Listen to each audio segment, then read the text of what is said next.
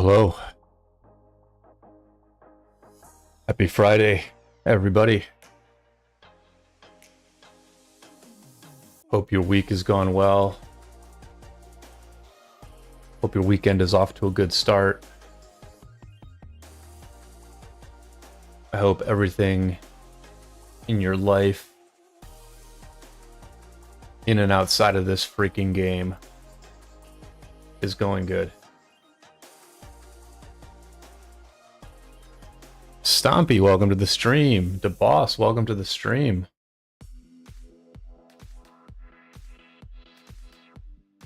Always nice when some chatters are jumping right in there as soon as this thing kicks off. I think I remembered to do everything yesterday. I guess okay, I still need to finish this. But it looks like I'm getting most of these yesterday's daily quests done without having to use my resource boosts. So I can use those for the next day, i.e. today. What I just said makes absolutely no sense to people who don't play this game, but hey, here we go, nice start. A gold head from the Ethelfled chests that I was simply opening in order to have some silver chests to open. Full City Keeper. Nice to get a full City Keeper from one of these silver chests.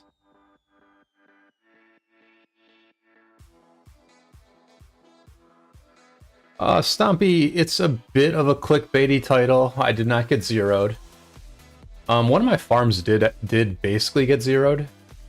After the war was over, one of my farms, my main farm, Brian Kuh 1, was, you know, I guess I just left it in territory that was able to get disconnected.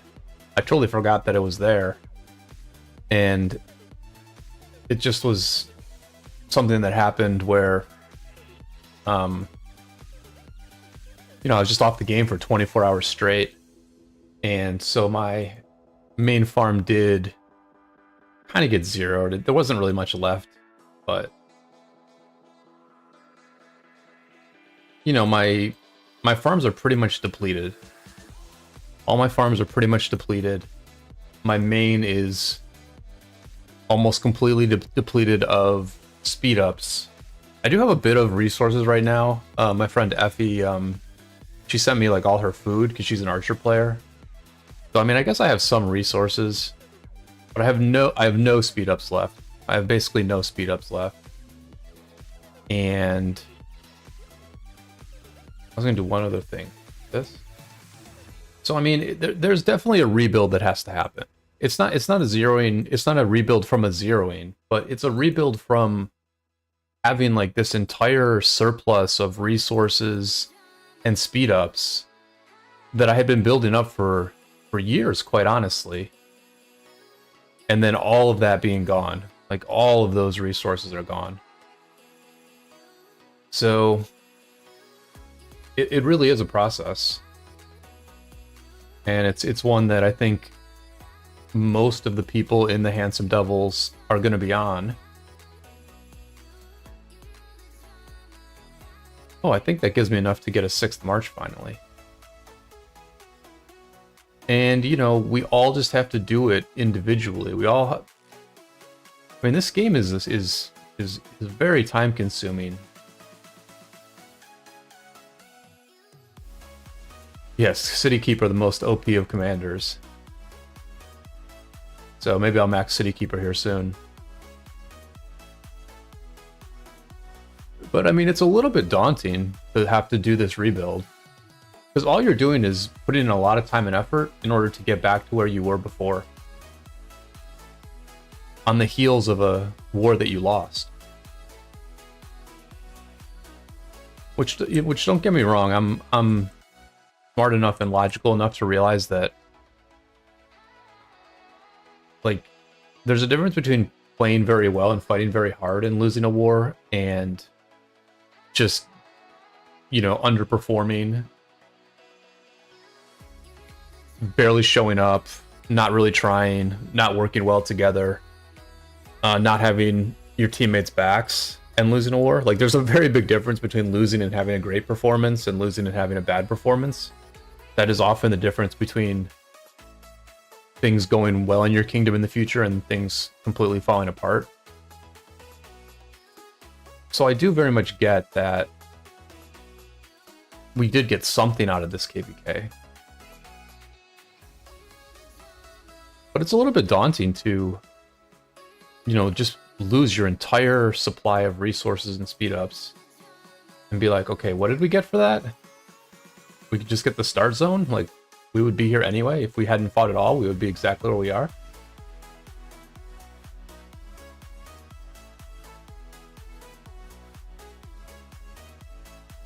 That's like something you have to wrap your head around.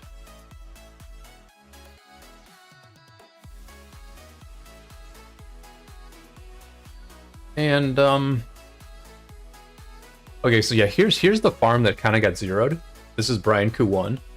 You can see that my hospital is basically full, and I basically don't have any resources to heal the hospital, right? I mean, like, look at how little food I have. And so if I were to do like a full hospital heal, I would absolutely not be able to do it.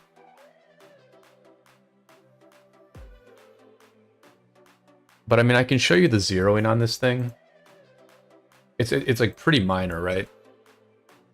It's kind of amazing how after like a long KvK where you use a farm quite a bit, it's kind of amazing how little you can actually lose by getting zeroed. So like, here's the start of it. You know, at the beginning, the player was just filling up my hospital. This is actually my best garrison. On this account, the Nevsky William is going to be the best garrison I have, and the Nevsky had gear on it. So I mean, I basically had my garrison set. I guess as I look at it now, they did deal a decent number of resources, but all they did was fill up the hospital, right? All they're doing here is filling up the hospital, and then here on the second report we get into the deads. We can count it up. We can count out how many deads I took here. It's like 44k, 80, 85k, 110k, 140k, 160k, 166k, 200k, 220k, 260k, 270k, 310k, 330k, 360k. Actually a bit more than I thought. 360k, 490k. Oh yeah, it's definitely more than I thought. 560k, 570k. Yes, I mean, I took like 570,000 deads. Which, you know, you just add that to the pile of deads that this account has taken. I had taken 1.5 million. Now I've taken 2 million deads. I'll get half of them back. So anyway, this farm did get zeroed. And honestly, the worst part about it is that... Thanks, welcome to the stream. The worst part about it is just that I can't really do that much with it now to recover. Like, it's this account really can't join forts. And it doesn't even have enough troops to fully, you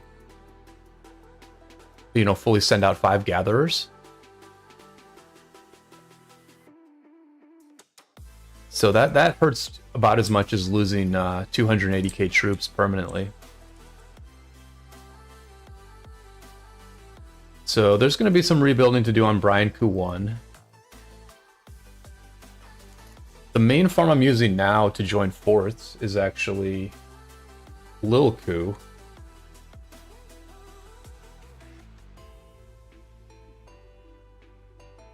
And actually, I also had to use Lil Kuh just before this stream. Dauntless, welcome to the stream. Hope you're doing well. Everybody be sure to throw a like on the stream let me share this out real quick in a couple of Discords. And we'll get this thing going. We'll get the rebuild going.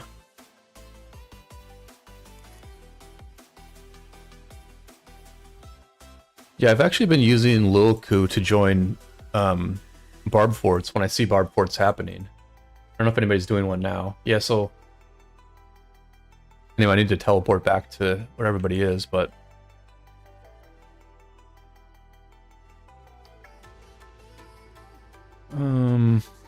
let me share this in our Alliance Discord as well.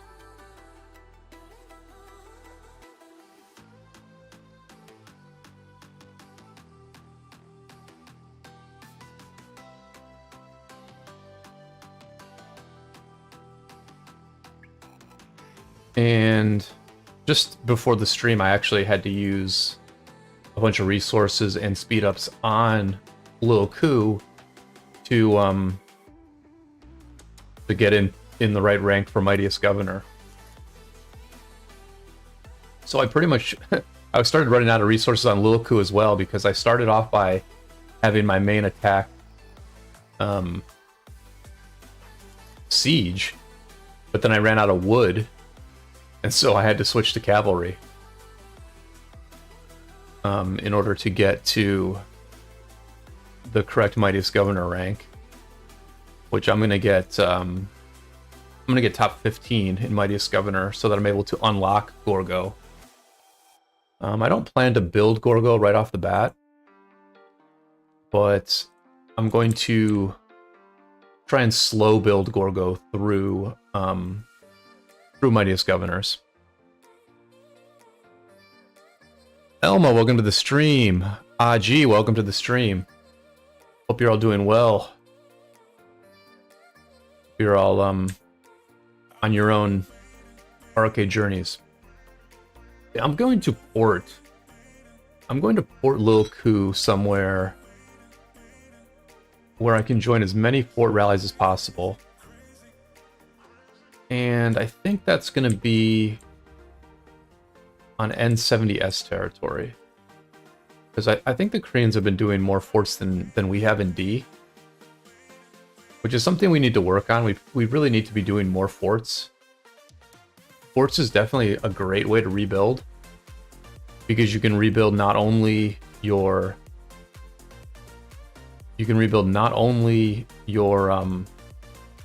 main account, but you can rebuild your farms as well.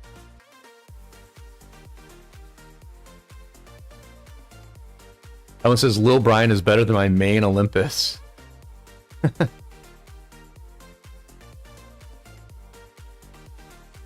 Oh, Olympus, welcome to the stream.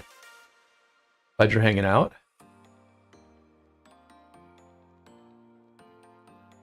Well, Lil Kuh didn't really get much use in this KvK. I didn't really use Lil Kuh a lot.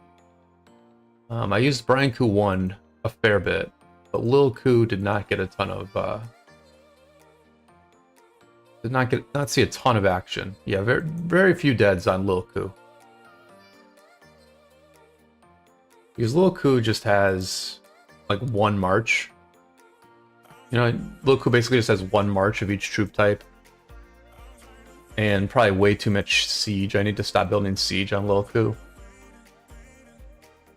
So it's not like a great farm.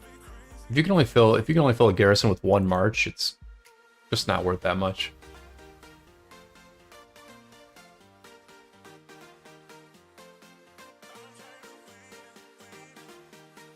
But, you know, you need to, you definitely need to farm with these, you need to gather with these farm accounts. And that's going to be part of the rebuild. I mean, part of this is just I have to talk myself, I have to say certain things out loud about what I need to do. And then that kind of puts me on, I guess it puts me on notice that I've said them out loud. I said what I need to do in the off season, and then both you, the chat, and myself can hold me accountable as to whether I get those things done. And part of it is really just using my farm, getting on my farms multiple times a day, sending out all the gatherers. And, you know, I've got, right now I have 1, 2, 3, 4, right now I have 5 farms. I'm building another farm in a different kingdom, but I have 5 farms here in 770. And if I, you know, spend 10, maybe 15 minutes jumping on these accounts very quickly, sending out all the gatherers, sending out 5 marches, that's going to be 25, that's going to be 5 million resources per account, times 5 account, that's going to be 25 million resources every time I send all these gatherers out. Now, obviously, it's going to be less stone and less gold, but if we just go by a food, if we just use food as the baseline there, you know, 25 million resources every time I send these all out. If I can do that 5 times a day, that's going to be 125 million resources per day. And over a month, that's going to be 3.75 billion resources if I do that every single day. And I think 5, you know, sending my gatherers out 5 times is pretty reasonable. I don't think I should ask myself to do more than that, but I think I can do it 5 times a day. Do it once when I wake up, once when I go to sleep, you know, and then every few times that I take a break during the day, every time I probably sit on the couch maybe 3 different times a day as I take a break from work. And you know, I could just like send the gatherers out, jump on my phone, send the gatherers out every time I just sit on the couch. I think that's like pretty doable.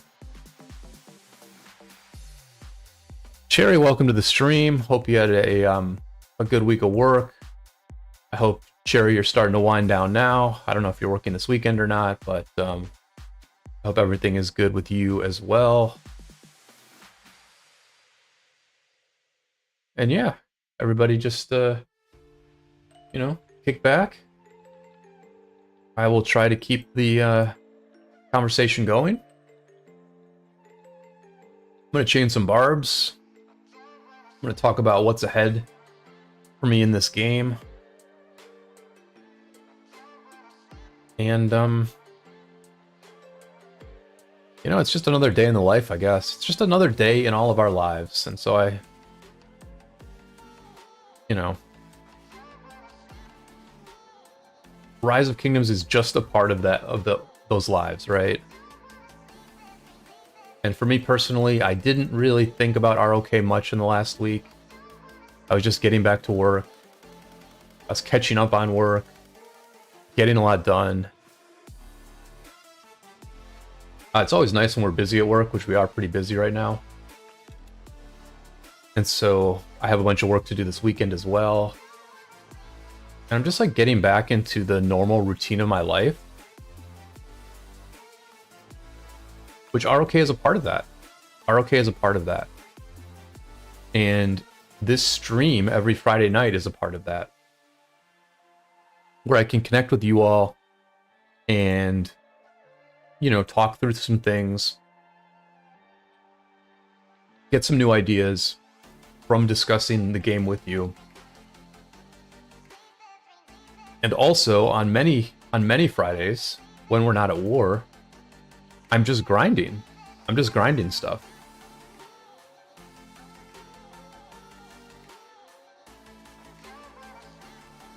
And quite frankly, once we go back to the home kingdom, I think I'm going to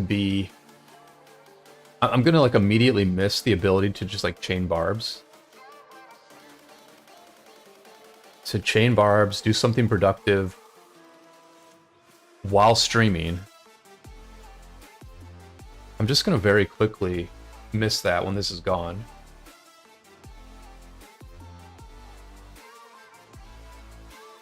But we do have about 15 days left in the Lost Kingdom.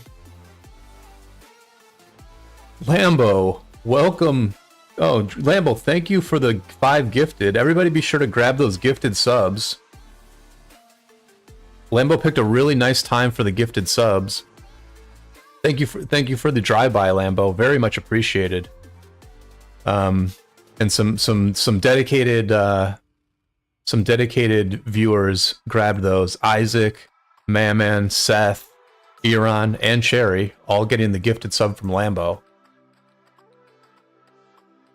Lambo, I think, just got done streaming, and Lambo's in KvK right now. I believe his level 7 pass fight is coming up pretty soon, so he will have some good fighting on his stream, I think in the coming week or so. Looks like Rexo missed out. Rexo's very good at grabbing these gifted subs, but it looks like Rexo missed out on this one. You know, that's why you gotta be here, you know? I hang out in other people's streams a fair bit. I should probably hang out more. Okay, what's the haunted grave? Can I just investigate this? Is there any downside? Is there a limit to how many haunted graves I can... Oh,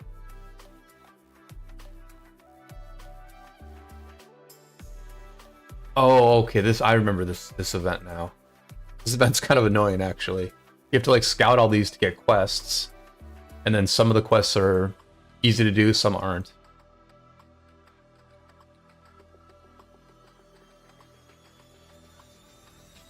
Can I see 1770 top? I'm thinking make a baby account in 770. Yeah, let me get this other Barb Chainer out, and then I can show you what 770 looks like. I'll have to go on one of my farms to show it.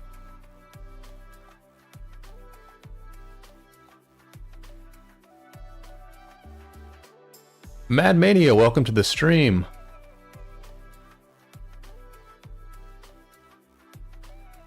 Yeah, so Lambo and Mad, I believe, have level 7 passes opening relatively soon in 1029.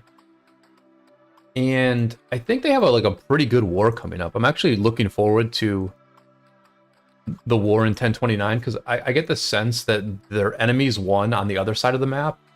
And I get the sense that their enemies are actually pretty good. So I think they might have a pretty good Kingsland fight in 1029. And hopefully Lambo will stream a bit of that, but I know Lambo is a bit like me where he doesn't stream a ton when the wars are actually tough. Which I totally get. I totally get that. Kai T, welcome to the stream. I'm gonna throw a couple of auxiliaries on Zug. Yeah, I can start taking stuff off. I mean, do I want to take stuff off the... I know what I can do. I can put Thutmose here. I can probably find some sort of garrison, or probably find something. Okay, here's another skill I can put on. The Kusunoki Archer skill. That will help the Zug even more. And I could put... Oh, and I can put a heal, a low-har heal on the Zug. There aren't enough Writs, okay.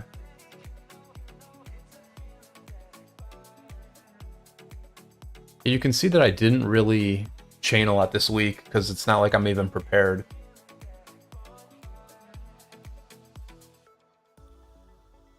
I had the gear on my Zug, but then we had a little bit of fighting last night. Alloys, welcome to the stream. Jay Reyes, welcome to the stream. We had a little bit of fighting last night. There was this altar here. And we had made a deal with Averni, our enemies in Averni. We had made a deal with them where we gave them data. They wanted KvK data, so we gave them the KvK data that we had. And in return, there was like a ceasefire, at least around this altar. And that was made with one of the kings of Averni. And there was I'm going to show the conversation that I had. This is with the other king. This is with the king that fought us. And I said, there was a ceasefire agreement, but we don't know who he spoke with. He spoke with the other king. Sawtooth said, you guys are mistaken. I'm the king. There's no official truce was ever communicated. And I said to Sawtooth, if there are receipts, then there are receipts. And Sawtooth, I believe there pretty much are receipts that you were part of the conversation where this ceasefire was agreed to. And I believe the data was shared. So I think there are receipts, Sawtooth. I think there are receipts. Now, it may be technically true that no official truce was ever communicated, but you were part of from what I read, you were part of the conversation where this truce was discussed and basically agreed to. And so we did do a little bit of fighting last night, but the problem is that like the enemy has territory all around this altar. So we had a ball at the altar, but then like once the enemy realized, oh, we can have a fight, it's the middle of kill event. At that point, they were able to just like teleport all around this, and they were able to clear us from this altar. And, you know, our players were annoyed because our players were like, well, you know, why did we even go down there? Some people probably popped expansions. I think the trades we got here were okay, and we didn't like go back or anything, but you know, people were irritated about it. And it was just like after a week of like not doing anything, it was a bit of a wake-up call that, you know, we do need a break, right? People are irritated, and we do need a break from fighting. We need a break from these ups and downs. On some level, we probably just need a break from the game. And it was a reminder of something else as well. You know, as we all embark on this rebuild process, which it's not just about me rebuilding, it's about my teammates rebuilding. And it's about the extent to which my teammates do rebuild, do send their gatherers out day after day, do keep, you know, participating in all the events, registering for ARC, doing whatever else occurs in this game over the next couple months, staying engaged to some extent. It comes down to like all of us doing that. Because what I kind of learned from that fight last night was that if we don't have the advantage, if we do not have the advantage against our enemies, then the enemies are going to beat us, and they're going to take whatever we thought we deserved, right? So like at the beginning of the KvK, we were stronger than Averni.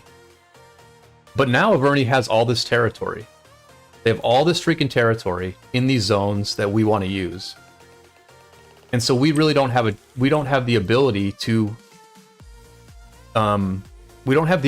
win a battle against Averni at this point.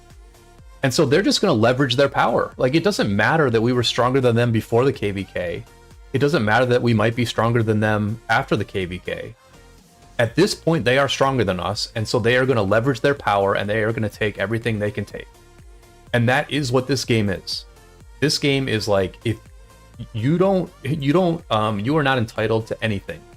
You are entitled to jack. I don't think I'm supposed to swear on this thing, but you are not entitled to jack in this game. Okay? You will only get what you are able to take from the enemy. And so like if we don't rebuild, right? If we say, oh, we're like this very strong alliance and we'll just like show up for the next KvK and do well, there's always the potential that some kingdom that used to be weaker than us is going to show up and realize they're stronger than us, and they're just going to once again take everything, and they're not going to let us have a thing. And that's just sort of like, the reality. That's the harsh reality of Rise of Kingdoms, is that you cannot assume anything. You just cannot assume anything. Because as we saw last night, as soon as an enemy has leverage over you, as soon as an enemy has an edge over you, they're going to use that leverage fully. They're going to fully use that leverage. It's kill event. There's like maybe sort of an agreement, but maybe it's not like technically fully official. You know, there's plausible deniability that we can fight you here and not let you have the altar. They're just going to take it. They're literally just going to take it. And if we show up to our next war and we are not well prepared, and people have not rebuilt, and they just sort of mosey on in to the next Lost Kingdom with way too few resources, then we are potentially going to be in trouble. Like, I think we played very, very well in this KvK. I think we played very well in this KvK. Like, I think one could easily argue that the Handsome Devils were the strongest performing alliance in this KvK. There are people that will take issue with that. I'm sure that LX17 will take issue with that. I'm sure that 1393 will take issue with that. But I think one could argue that the Handsome Devils performed the best of anybody. In very tough circumstances. But if we take that for granted going into our next war, and maybe we're hoping to find an easier war next time, if we just go into it and say, oh, it's going to be an easy war, no big deal, we can just sleepwalk through it, you never know what's going to happen. You just never know what's going to happen.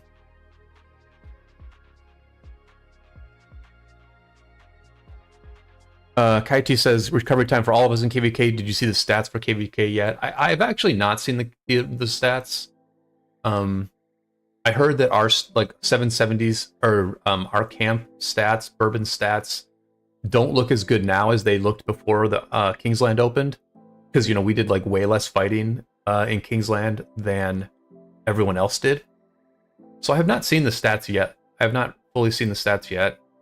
Okay, leash failed there. Yeah, I haven't fully seen the stats yet. No. Aji says that's shady after collecting valuable data from your KD. Yeah, I'm not I don't know for sure that we handed them the data yet. We agreed to give them the data. I don't know for sure that we gave them the data yet, because I have not seen the data myself. But I mean, the other king was like a little like apologetic afterwards and was like, yeah, it won't happen again. They were part of that conversation, so not sure what happened, kind of thing.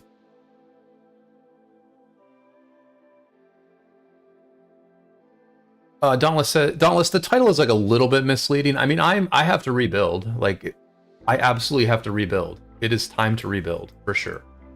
I have to do like a dedicated, like pretty focused off-season plan that involves sending my gatherers out more often than I have been. That involves probably probably more 1+1 forts than I did in the past. Like maybe I'll use multiple farms to do 1+1 forts. I definitely have to rebuild, because my resources are all gone. I went through a ton of resources this KvK. But I didn't really get zeroed. One of my farms got zeroed, but my main did not get zeroed. I mean, I took 2.5 million deads on the main. So, like, troop-wise, I'm not in horrible shape.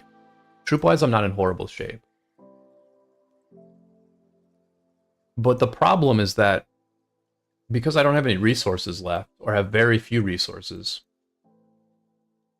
I'm obviously rather quickly getting the one minute training speedups back from chaining. But because I used all my speedups during this war, I unfortunately am not going to be able to use my speedups to upgrade my remaining tier 4 to tier 5. You know, I'm pretty much like a 50% tier 5, 50% tier 4 type of player. And I really want to go heavier on T5. For the level of competition that we're at in this game, Tier 4 is just really not getting it done, unfortunately. You get melted too quick. Like when you're actually fighting at the front line and not running away, your Tier 4 gets melted too quickly. You're down to yellow or red health way too quickly.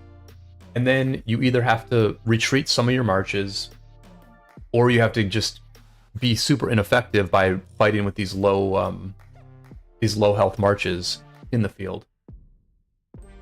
So, you know, after 5 years of playing this game and using Tier 4 the whole time, I do kind of need to become more of a full Tier 5 player. I mean, just for this level that we're at, it's just, you got to use Tier 5. Matt Buzz in the chat now saying T5 is the way. There's been a few people during this war who was just like, we kind of soured on Tier 5 or Tier 4. I think Eli at one point was also saying, yeah, Tier 4 just sucks. And I'm kind of at that point. I kind of got to that point as well, quite frankly. Because we would I think we traded. I think what happened here, honestly, I think a big thing that happened in this war is that we traded fine with the enemy. On rallies and garrisons, we traded positively with the enemy, for sure. I think the dead counts are skewed a little bit by a lot of cities getting zeroed on our side. So we traded positively in garrisons, and I even think we traded like close to even in the field, but the enemy won the field fights. Like we traded fine, but the enemy won the field fights because we were using more Tier 4 than they were.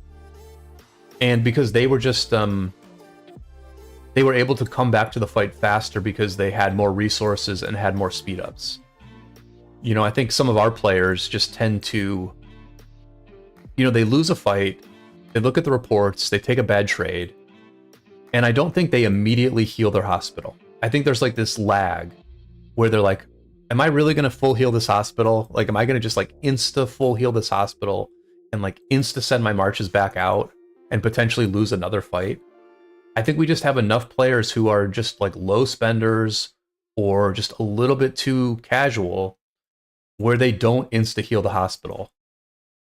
And I think we fought against an opponent where people were just insta healing their hospital, insta emptying it, and getting right back out on the field.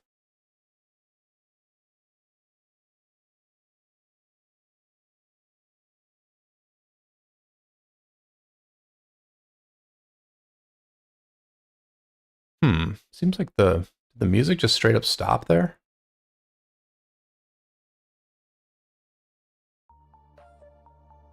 Anyway, the music's back.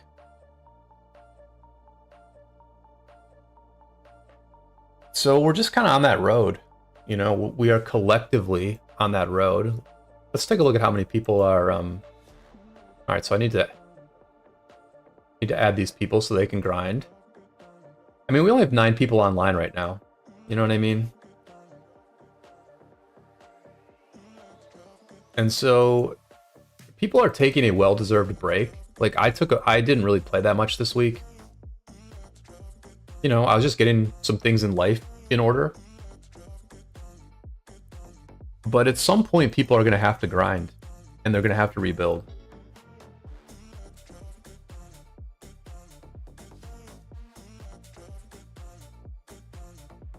Aftal says just zero those less active noobs, only take fighters into your KD.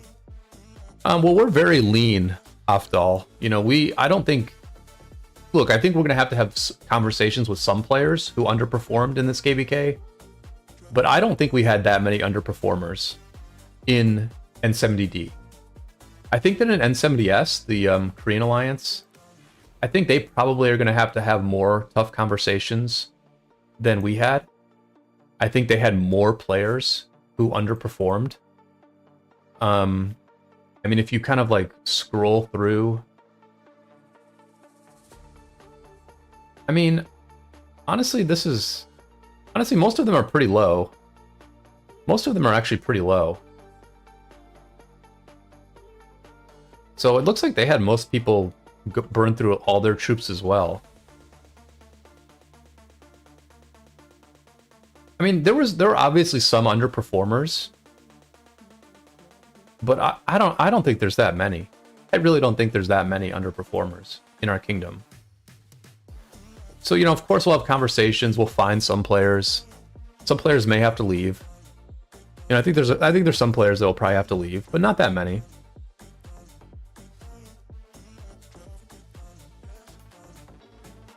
We simply had a good we you know, the reality is we had a great performance. I think Uni, who was in the chat last week, he messaged me after the stream and he actually said, like, you know, you should be more upbeat about this. We played very well. Uni gave us an A+. Uni literally said that our camp had an A+ performance. I said it was a little bit lower. I said we were more like an A-. But that's still like a very, very good performance. So that's not the issue. The issue is that when you have a very hard KvK, win or lose, you have to rebuild. You either have to spend a lot of money or you have to put in a lot of time and effort to rebuild. You know, that's why people do rest KvKs. That's why and that's why some wins and losses happen in this game. Sometimes a win happens in this game simply because one side was more prepared and had more resources, speed ups, and troops than the other team had. You have to manage your kingdom. You have to schedule things in an intelligent way.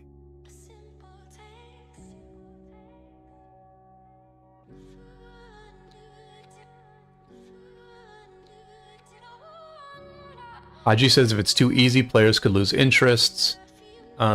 And yeah, I mean that's the thing, right? Is that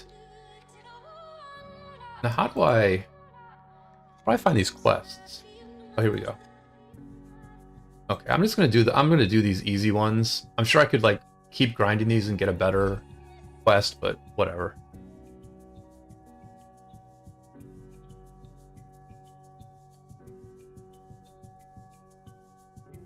You know, people, there's always the chance that people are gonna just burn out on the game.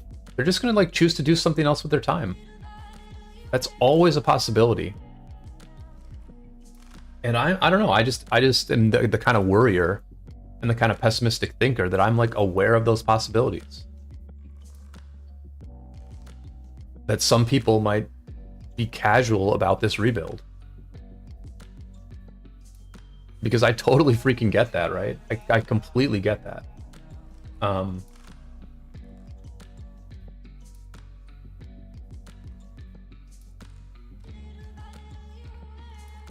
You know, this week when I was quote unquote playing this game and working, I really wasn't checking the game at all.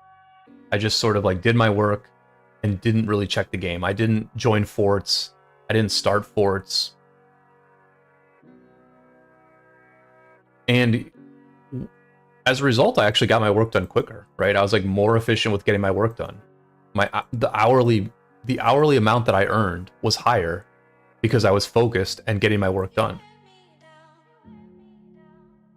Whereas most of the time what I'm doing is I'm launching 1+1 forts, I'm then grabbing my phone and joining the 1+1 fort on my farm, and I'm walking around the home kingdom doing barb camps. And so like every 5 to 10 minutes, I stop work, I tab over to the game, I do something in this game, and then I go back to work.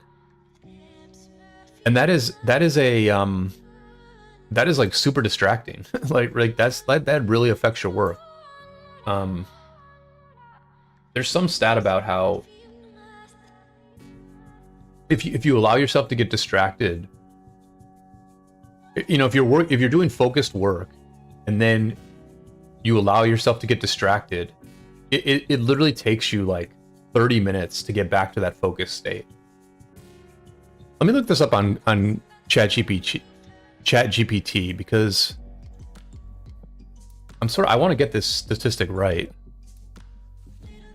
So if you lose focus, how long, if you lose focus while working, No, let me change this. If you get distracted while working, how long does it take to regain the focus you had? Oh yeah, ChatGPT unfortunately is not going to give like a yeah, this is a bad question for ChatGPT because they just don't give specific answers. And yet I know a specific answer exists for this. Yeah. Yeah, so like this is not ChatGPT. ChatGPT gives a super vague answer that's meaningless. But if I Google the exact question that I asked ChatGPT, I literally do get an answer. There's a reason that distractions threaten your work output. According to a University of California study, it takes an average of 23 minutes and 15 seconds to get back to the task. So, you know, every time I work for 15 minutes and then tab over to Rise of Kingdoms to do another 1+1 fort or do a barb camp or just like walk to another chain and do a little chain cluster. Every time I do that, I'm essentially murking any focus I had and going back to square one as if I had just sat down at the computer and started working. And so that's like a pretty big deal. And it's like a pretty big sacrifice to be this like super grinder in Rise of Kingdoms while you're working. So I completely understand why people would not choose not to do that. I completely understand that. But the reality is, if you want to be a highly competitive kingdom in this game, your players have to do those things. Like individually, each player has to agree to do those things.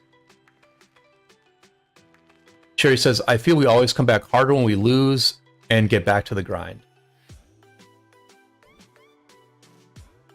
Yeah, I mean, we haven't had like a...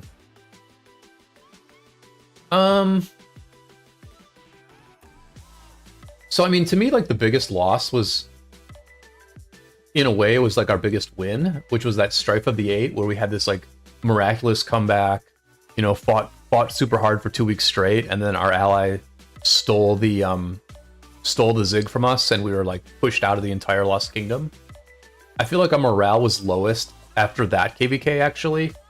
And we did have some people quit, like Jay quit after that KvK, for example. And I don't know, Cherry, I don't really remember if we like came back super strong after that.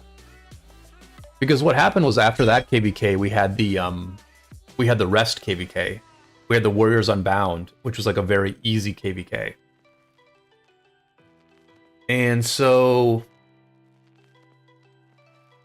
you know, we like our morale and our vibes and our work ethic, it eventually came back. It eventually got pretty good. But I don't know that it was immediate. I think it just was like this thing that happened over time where we had an off season. People had fun in the off season. Then we had an easy KvK. Then we had a Warriors Unbound that was very easy, where we just like won every single fight comfortably. That got everyone in a good mood. You know, I think a lot of our players enjoy relatively easy wins.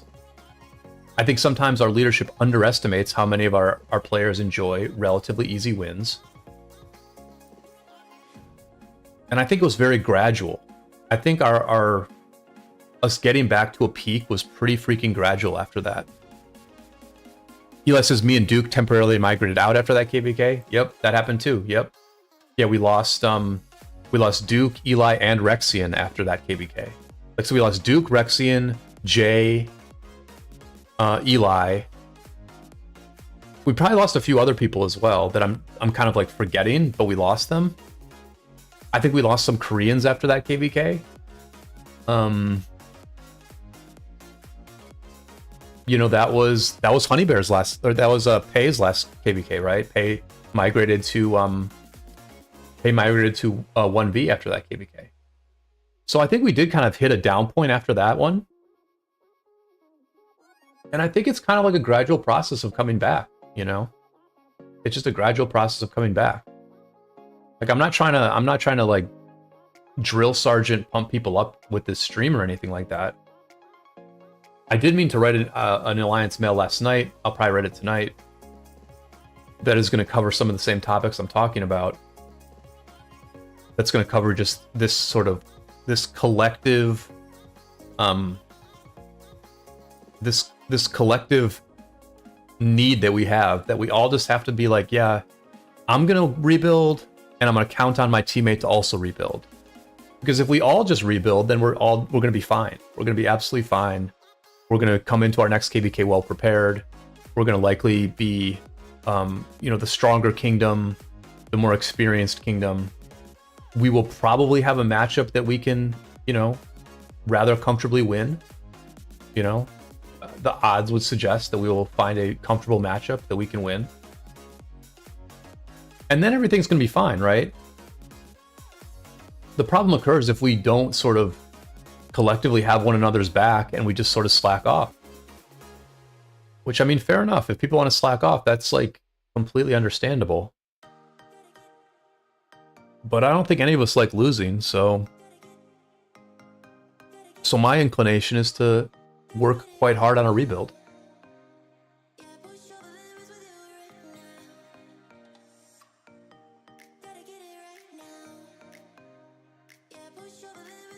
Oh, when I say pay, I mean honey bear. I don't mean orange. Maybe I have the person who's pay wrong. Oh, Cherry says didn't orange leave? Yeah, I think orange quit.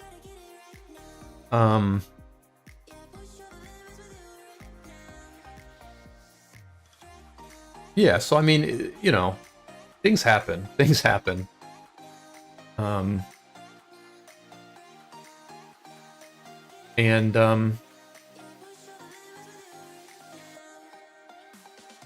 Yeah, I mean, the thing for me that works pretty well is just that this game does fit in with my life. Grinding in the home kingdom does fit in with my work. It's just something that's like reasonable for me to do. You know, I mean, even just this stream, like even streaming this game once or twice a week. If I can just do some barb camps and maybe even yeah, I'm gonna have to teleport my city closer to everyone else so I can do barb forts. But I mean, there are barb forts going on right now that I can jump in on my farm. There's literally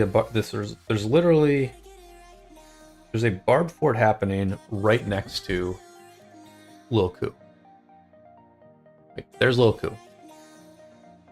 Lil Kuh can very quickly grab 1,000,000 resources by joining someone else's barb fort rally.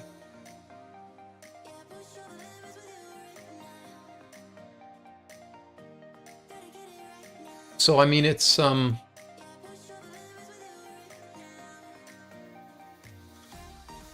you know, it's just the grind. It's just the grind. And we will check in on some other KvKs that are happening. I know that the focus has been on the 1960 KvK. We'll check in on that one. We'll check in on that one a little bit later. The first KvK I actually want to recap people on is one that I looked at the other day. This is a Warriors Unbound. It's basically North versus South. On the South, you have 2293 as the lead camp. You also have Greenwood Camp and Water Camp. Greenwood features our old enemies, 1682. Algebra, welcome to the stream. You know what? We're back to the normal life, Algebra. That's what's good. Is we're just kind of back to our normal life. I'm gonna do this stream, and then I got plenty of work to do over the weekend. That will be very chill. And so we're just back to our normal life, and it feels pretty good. But then in this Warriors Unbound on the top, we have 1647 in Fire Camp. That's like the lead camp here. And then some other, I think, relatively strong camps in Earth and Wind. And what happened on this map is that the North side won all of the initial zones.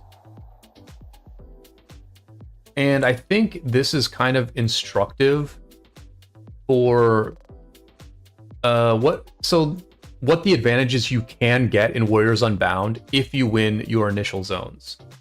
Because it's a little bit confusing, and quite frankly, I had to look at this map a fair bit the other night in order to like make sense of it, because I was like, okay, North won the top zone, but what is that actually earning them? Because, you know, 1647, you know, they won the zone of Hyde. And so what did that earn them? Okay, so first of all, their Norris Ford zone it's not threatened. Norris Ford is a completely peaceful zone because they control their own level 6 pass here. They have forts blocking their level 6 pass here, right? What it also earns them is it earns them the ability to attack San Pedro, which is 2293's zone 6. So 1647 is at this pass, but as you can see, they're not like winning this pass. It doesn't even seem like they're trying that hard to win this pass, because it doesn't really earn you that much, right? All it earns you is the opportunity to rally an enemy's forts. And for the most part, people don't really like rallying enemy forts. Like it's a bad trade. It's oftentimes just not worth it. If you don't need to rally enemy forts to win the KvK, teams will often decide not to rally them. And so you're actually seeing that 2293 is winning the engagement at this pass. Like there's no fighting here right now. But 1647 didn't necessarily win like a lot in this zone. But the story is a little bit different. The story is different on the other side of the map. Because this camp up here, Wind Camp, they also won their zone 6, which, by the way, it's worth noting that this zone 6 is just totally different. Like these zones are just completely different. Greenwell here is like this very small, almost square zone 6. Whereas Hyde is this incredibly long, narrow rectangle of a zone 6. But what the North was able to gain by winning this zone is that they had this level 6 pass, and then when this contested zone 6 opened, when Foxton opened, Windcamp was able to immediately build forts at this pass here, and then they were able to take all of this territory in blue and red. And so what you see here in this zone is it looks like it's kind of a fair fight, right? It looks like it's kind of even, but that's just like a little bit deceiving because this zone is so weird. This zone has so many mountains in it that it's kind of hard to tell where the zone starts and where it ends. But basically, the northern side has both of the level 8 passes. Like the real objectives in Foxton are these level 8 passes and these circles, right? And so Greenwood Camp and Water Camp, they're in the zone. They are in the zone. And like, yeah, they're burning these like hard to defend forts over here. And it looks like they're burning a flag right now. But basically I looked at this KvK like, I don't know, 30 hours ago, maybe 36 hours ago. Actually, no, it was 24 hours ago. I looked at this 24 hours ago. And basically this zone looked exactly the same. No one has really progressed at all. And this is kind of interesting that both of these flags are burning. Like it's kind of quiet. Like this is kind of weird that it's this quiet on the one front that these two camps are fighting on. And I have to say, I couldn't quite figure out what 1682 is doing. 1682 is here in green. And, you know, they have some territory over here. where maybe they could help in the open field if there's fighting here. But over here in Foxton, it's kind of like 1682 is just like, they're just kind of like landlocked right here by their allies. And I didn't see too many of them in their allies. I didn't see too many of them in their allies' alliance the other night. Right? It's not like you see a bunch of 1682 players in here fighting. But I basically just thought that this was kind of like, one, it's an interesting KvK between a bunch of A seeds, where it feels like the top is winning. Like, it feels like the top is... it's definitely not over, right? And they're definitely in like a bit of a quiet period right now. But I mean, various things can happen, right?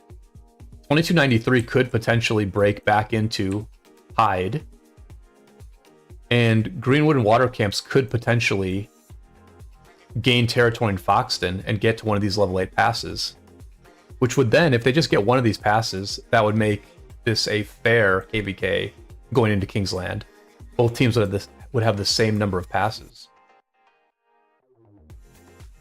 But I thought it was interesting to sort of show like what early victories in Warriors Unbound can mean in a North versus South matchup.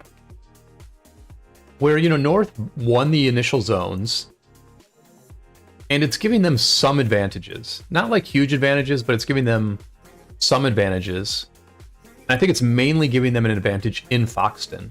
Like, they were able to take all of the important territory in Foxton, largely by virtue of owning this pass right from the start, whereas their enemies had to come in from... Actually, I take that back. I actually take that back. Because actually this camp here was able to come in first, right? They were able to come in first with the level 5 passes. They theoretically could have built like forts right at this pass.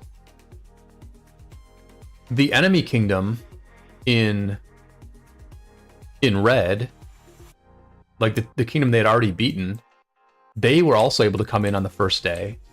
And so they were the ones who really established all this territory. And then I think blue, which is this middle camp, blue came in later, right? Blue came in 24 hours later, right? Saul, welcome to Officer Chat. Enjoy your emoji. I forgot to make another emoji. I got a good idea for a very good emoji, so I need to make that. But Saul, thank you so much for the support. Really appreciate it. I take back a lot of what I said, actually. The truth is, winning Greenwell earned the North almost nothing, because they had to wait 24 hours to go through this pass anyway. So there was like a 24-hour fight here where the red team beat the turquoise team and took all this key territory. And then the other two allies came in 24 hours later. So, you know, honestly, like, the more I see of Warriors Unbound, the more I don't like it. I just don't think the map makes sense. I think these first zones are worth so little. They're worth so freaking little. And then, like, these middle camps, I mean, it just depends on the matchup. But if you do North versus South, which makes sense, that's the matchup that makes sense. Because then you can at least have two good fights in the beginning. But when you do North versus South, these two middle kingdoms have like so little that they can do. Because they come into the contested zone 6 like later. It happens later on. It happens 24 hours later. When a lot of territory has already been established.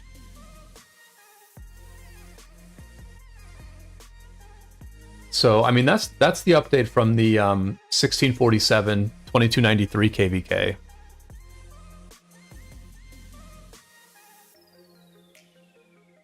And let me translate what Santos said here. That looks like Spanish, so we'll do Spanish to English.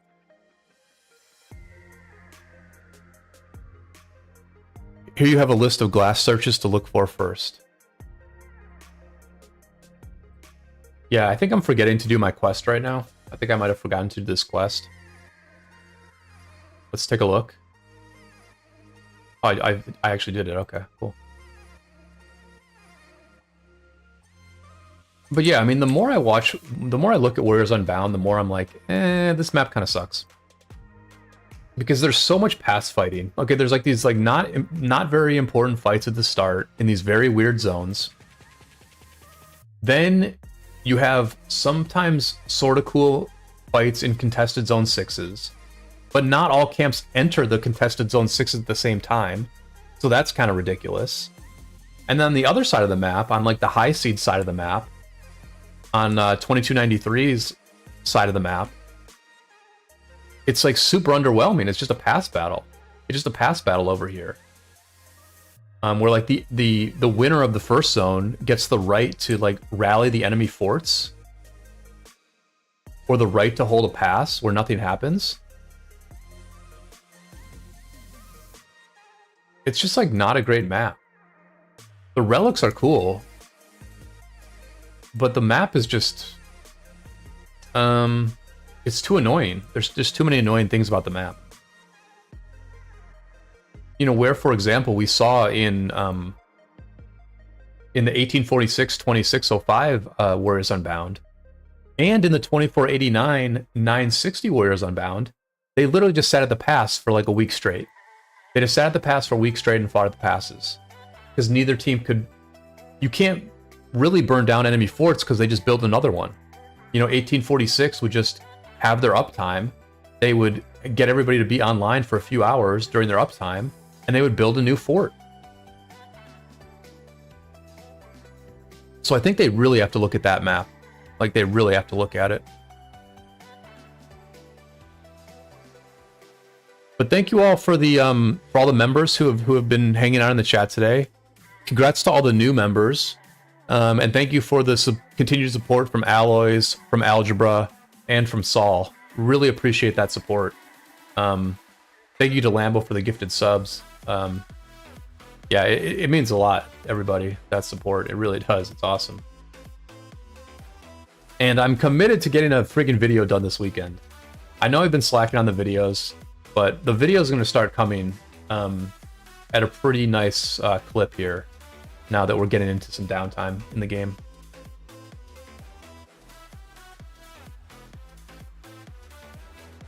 But I'm just going to chain for a little while here, and then I will check in on the 960 KvK and give you some of my thoughts on that one. I still haven't done the new Cow Karawak. I need to actually do this. And I should probably send a gatherer to the gold pit.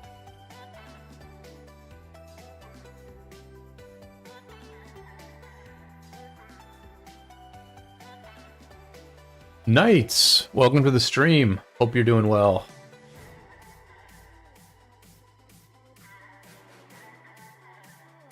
We are rebuilding. We are on that rebuild grind. Eli has been in the chat. We saw Eli grinding Barb's as well. So, you know, the dedicated players, I think, are... The dedicated players are definitely still grinding pretty hard. Actually, we can kind of like get a sense of how hard people are grinding by looking at this this Monster Mash event, right? And you can see that I have not been super active this week. I'm only in 32nd place. But like Marvel's grinding super hard. Marvel literally was just talking in Alliance chat a minute ago. Barney's grinding hard. Sun is grinding hard. Nolar, Milk, Algebra, Shoto, Cuban, Scarl, Meowster, Rafa, Jon Snow. I mean, this is literally like a who's who of people who played very well in this KvK. Like, this is a who's who of like who was on voice chat the most. A who's who of the people who messaged me with like really good ideas. Like Jon Snow messaged me with a bunch of good ideas. Shoto messaged me with a bunch of good ideas. This is like a who's who of the people who were incredibly dedicated. I mean, obviously you don't see Addy on this list. You don't see Idun. You don't see Eli. You don't see Anna. You don't see Dex. There's you don't see me. Like there's plenty of people who are like overperformers who are not on this list. But basically every single person who's in the top 10 of Monster Mash were people who actually played very well in the KvK. So, yeah. Yeah, I mean, you know, that's why you got to put in the really hard work, right? You got to show the dedicated people that you are also dedicated, because you have to retain that dedicated talent. The dedicated player talent is just like so freaking key. It's what an alliance lives or dies by.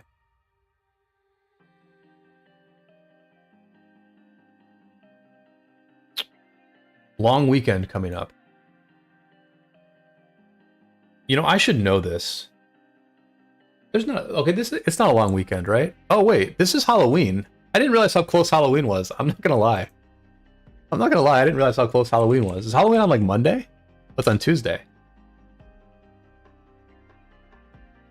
Yeah, so yeah, I need to buy some candy. I need to buy a little bit of candy in case I get some trick-or-treaters. But yeah, happy pre-Halloween weekend, everybody. Yeah, hopefully people are having some good parties to go to this weekend. I am just gonna work and do my normal thing. But yeah, maybe I can go play some poker on Halloween Eve, or maybe I'll go play poker on Halloween or something. Just to be out there with everybody on a nice fun holiday. Algebra says, I just want to beat Milk in that event. That makes sense. That makes sense. Yeah, Milk coming back to the game was a great development in this KvK. I think Milk and I zigged. I was zigging while Milk zagged a few times, but I really do enjoy playing with Milk a lot. He's like a very good player. So it was great to see Milk back in the mix. My cat, welcome to the stream. Hope you're doing well. Knight says Monday will be elections here. Tuesday is considered a holiday by the uni. Wednesday and Thursday are holiday as well. Friday class is online. Oh, Knight, where do you live?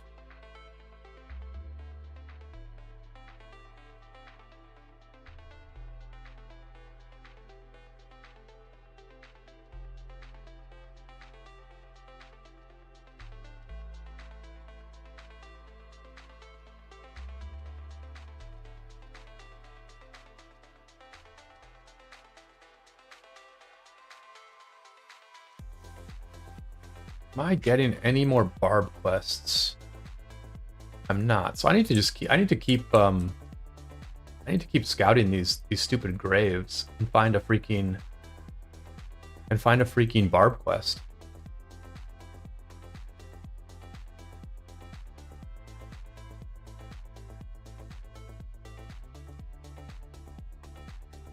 Yeah, I haven't looked over this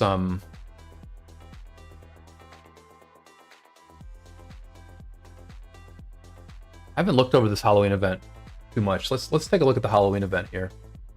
Figure out what we should be spending our assets on.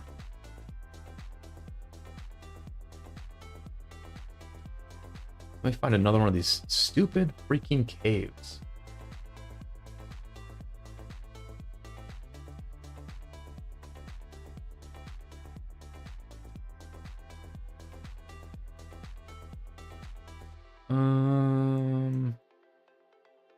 There are not as many of these caves as I thought, actually.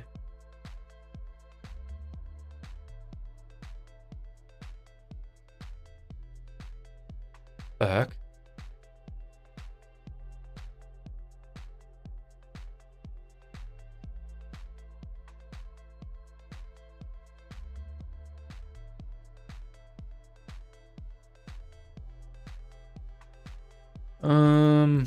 Why is it so hard to find a haunted grave right now? Maybe this event just started or something and there's just not that many caves at this point. Anyway, let's take a look at what we're getting for this Halloween event. So we're getting these hats. We're getting these hats from the Haunted Grave event. So the hats are kind of good. We're getting pumpkins from... Pumpkins are the basic item that we're getting. And so we can get gold heads. We can get a city theme. We can get materials. Okay, so pretty standard event. What is the Oh, so there's no new castle skin, it's all just old skins. Okay, so this is a very basic event where I'm just gonna go for either gold heads or materials. I'm getting some of these hats from doing side events. So I probably don't need to buy this Fright Night bundle. I'm not seeing like a huge point to this Fright Night bundle. I mean, maybe I will buy like the $5 one. Just because we're in recharge rewards. Check the Alliance chest for some instruction on how to find graves. Cherry says, go down to where the ghoulish graveyard is and then click to find graves. It will zoom out and show you all the locations. Oh, find graves. And then zoom out. Oh, okay, okay. Yeah, so there aren't that many. There aren't that many.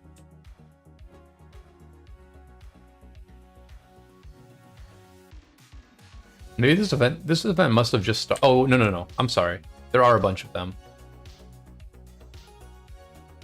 There are a bunch of them. Okay.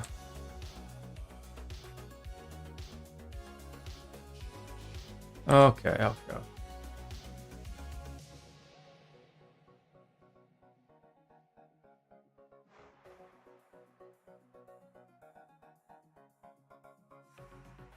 KvK, welcome to the stream.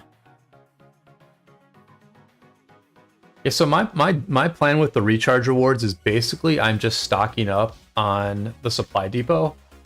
Like I refreshed my 30-day gem supply, and now I'm just gonna refresh the 7-day material supply. Yeah,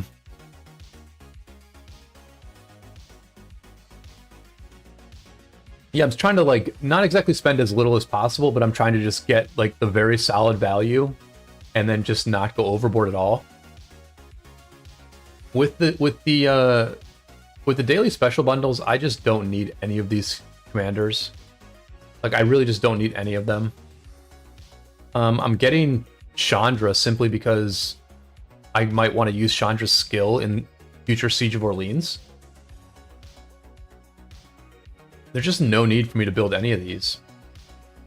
I don't need the Montezuma for chaining.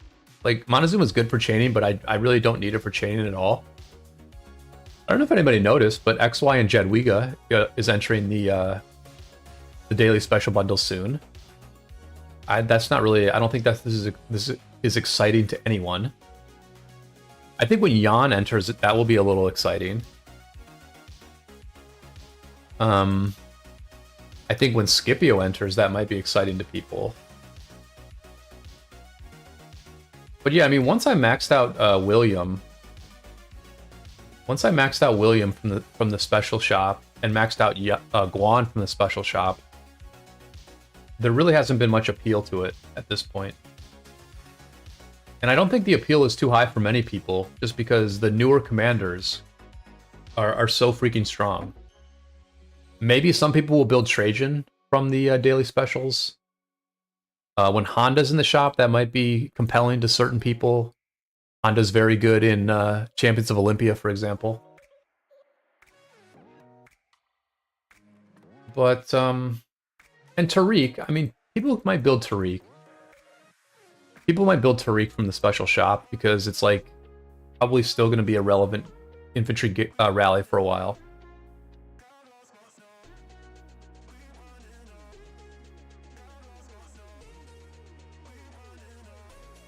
But I will probably just keep buying stuff from the supply depot, and then I might buy the Armamaniac bundle, maybe on one day.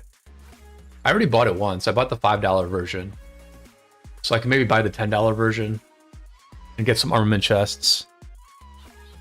Saul, oh my gosh, thank you so much for that very generous $20 donation from Saul. Heads in the chat for Saul. Heads in the chat for Saul. He is really dropping a bomb there. He says it's a great week for gold heads. Is it? I mean, I know we're getting some from this Halloween event. And we're getting, I mean, yes. For the recharge rewards, it's definitely good. It's definitely good for the recharge rewards. Man, Saul, thank you so much for that. Really appreciate it. Saul, I apologize for saying that you didn't take a lot of deads this KvK. You did correct me and say that you swarmed quite a bit. And yeah, Saul was a very tough player for 2217. Oh yeah, Saul actually shared the stats with me from 2217. So yeah, you can see that Saul was very high on the kill list for his kingdom. He was fifth in T4 kills, fourth in T5 kills, and also top 10 in deaths. So I did think these stats were like really interesting. I really thought these stats were interesting because I was like very unscientific as I did some of my live streams, but I remember saying at one point that I thought Made in Hell was one of the best players in 2217, and then Made in Hell ended up being like the #1 killer. I also said that Groot hit very hard, and so Groot was like the number 2 killer basically. I didn't realize Sneaky was putting in as much work as he did. Sneaky put in more work than I realized. And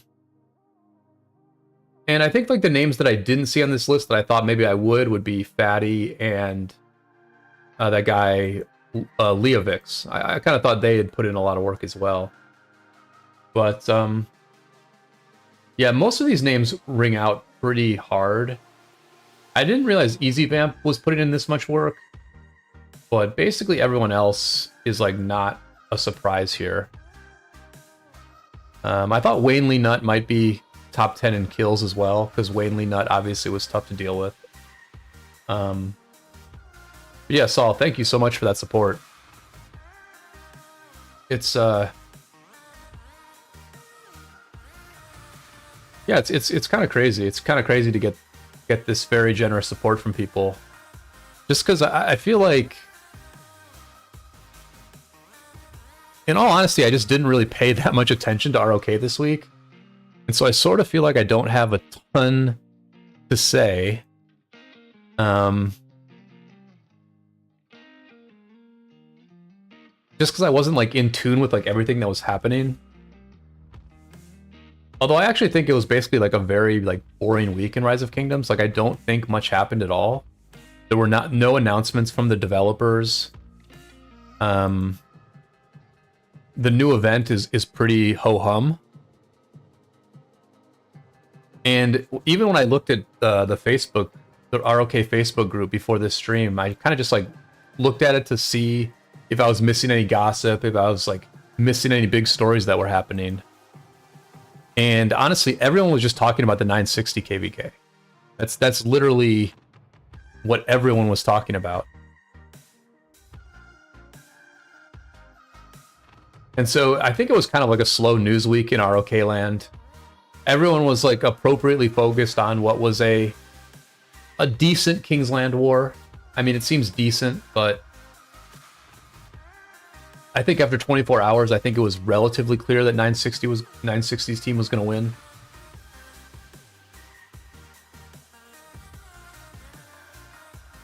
So yeah, I don't know. I felt like a little bit unprepared, or like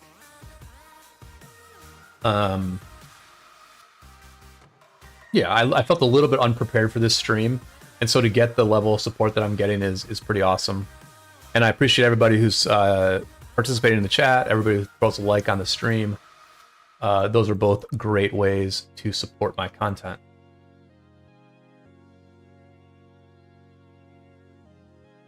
Saul says, Made in Hell is a beast, and so is Groot, so you were correct. Gypsy Danger, welcome to the stream. Hope you're doing well. Gypsy Danger, one of the rally leads in 2375. One of the other kingdoms that beat us in this very, very long war. This 3-week long war. Did anyone else get back to their lives this week and ask themselves, how the heck did I fight a war for 3 weeks straight? Like how did I, you know, sleep, live my life, go to work, and also fight a war for 3 weeks straight? Like, I don't know how I did that. Because, like, the war disappeared, but I was basically still as busy as ever. It's not like I had all this free time all of a sudden. I had, like, a little bit of free time. You know, I watched, like, a couple of movies. I watched, I rewatched Jackie Brown, which is just, like, a classic caper film. Like a crime film, basically. If anybody does want to watch Jackie Brown, you can just, like, search it on YouTube, and there's, like, the full movie is just, like, on YouTube. I also watched Den of Thieves, which is, like, a bank robbery movie from 2018. Den of Thieves was good. Not a great movie, but definitely a good movie. Like, you know, a bank robbery movie or some sort of crime movie, for me, it just has to be decent, and I will totally watch it. And Den of Thieves was definitely decent. So, I mean, I watched like a couple of movies in the last week, but other than that, I really don't know how I had all that time to fight in a war. Like, it's very weird. You know, how did I have the mental bandwidth and the time to fight in this, like, very intense, pretty complicated war where you, like, actually had to think about stuff? Like, where did I have that time and energy? And, like, where did it go?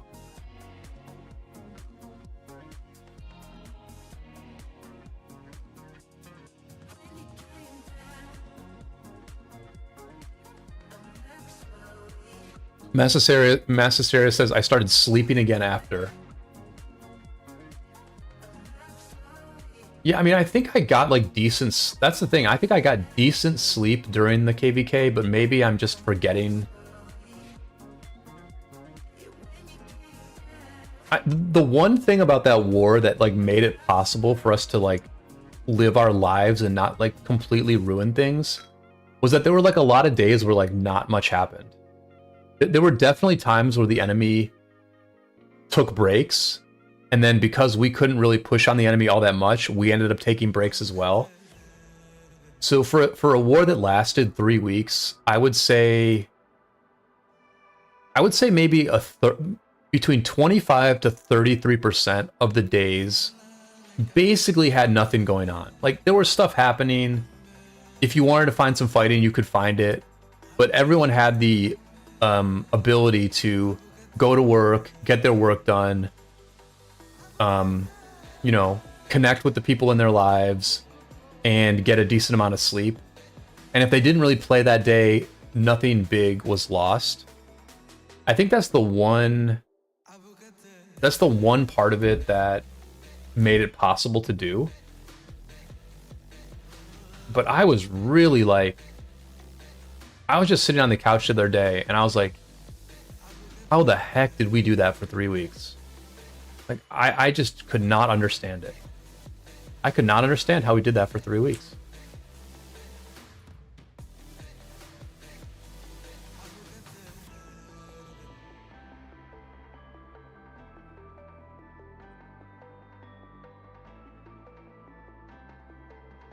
But I will definitely be making some videos from this war. I'm gonna get the 1818 war done first.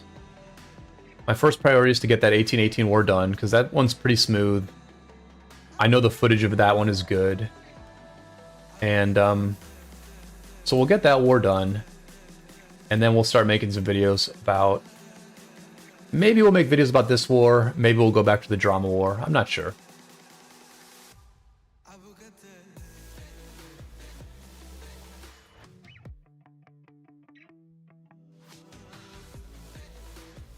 I think in the future, I'm going to have to figure out a way to...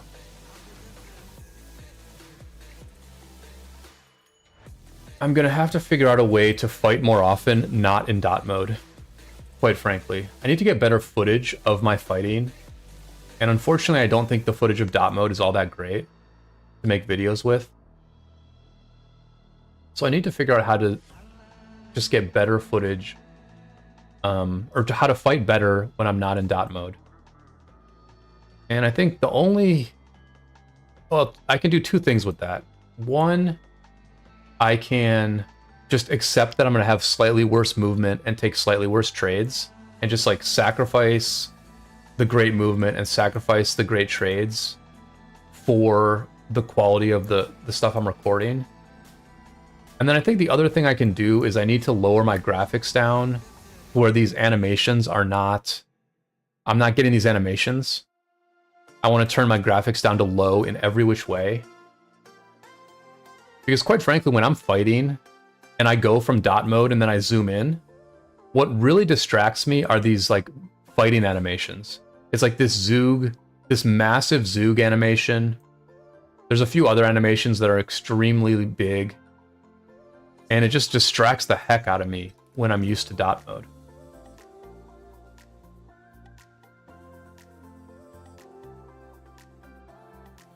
Alright, did I get any Barb quests here? Look at this. Look at this massive insanity of these quests. It's all training.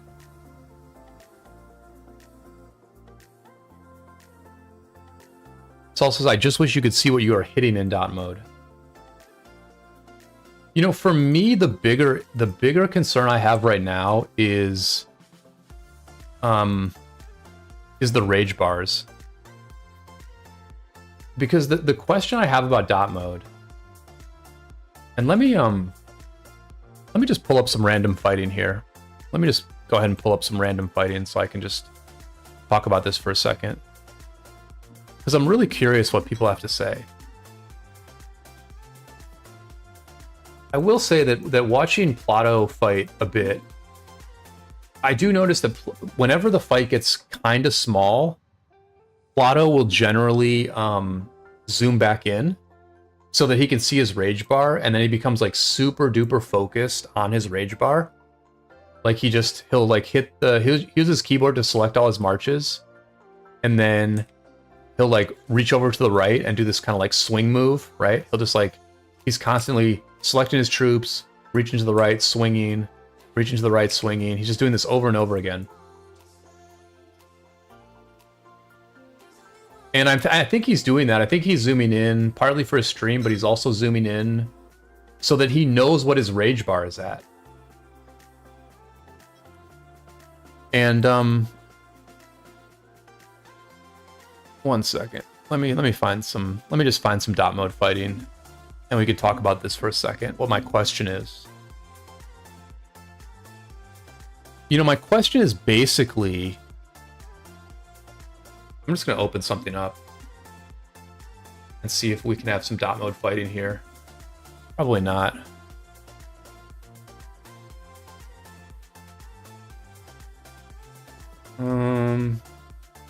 Yeah, that's not it.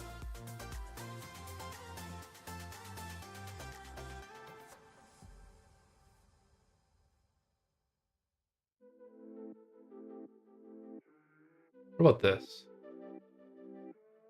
Oh, see, I recorded a lot of this on my farm because I didn't want to get all dot mode footage. So now I have to find footage on my main.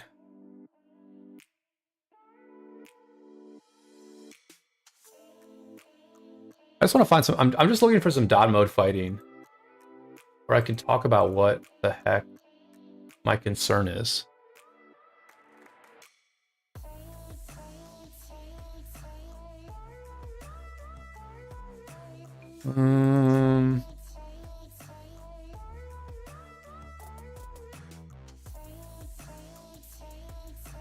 No, that's not it.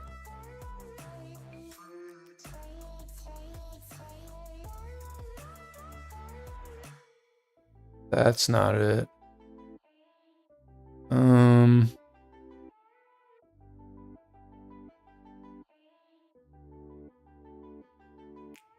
That's not it.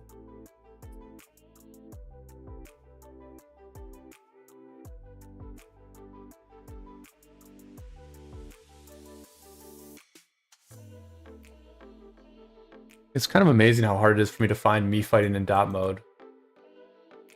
Here, let me just pull up one of my old streams.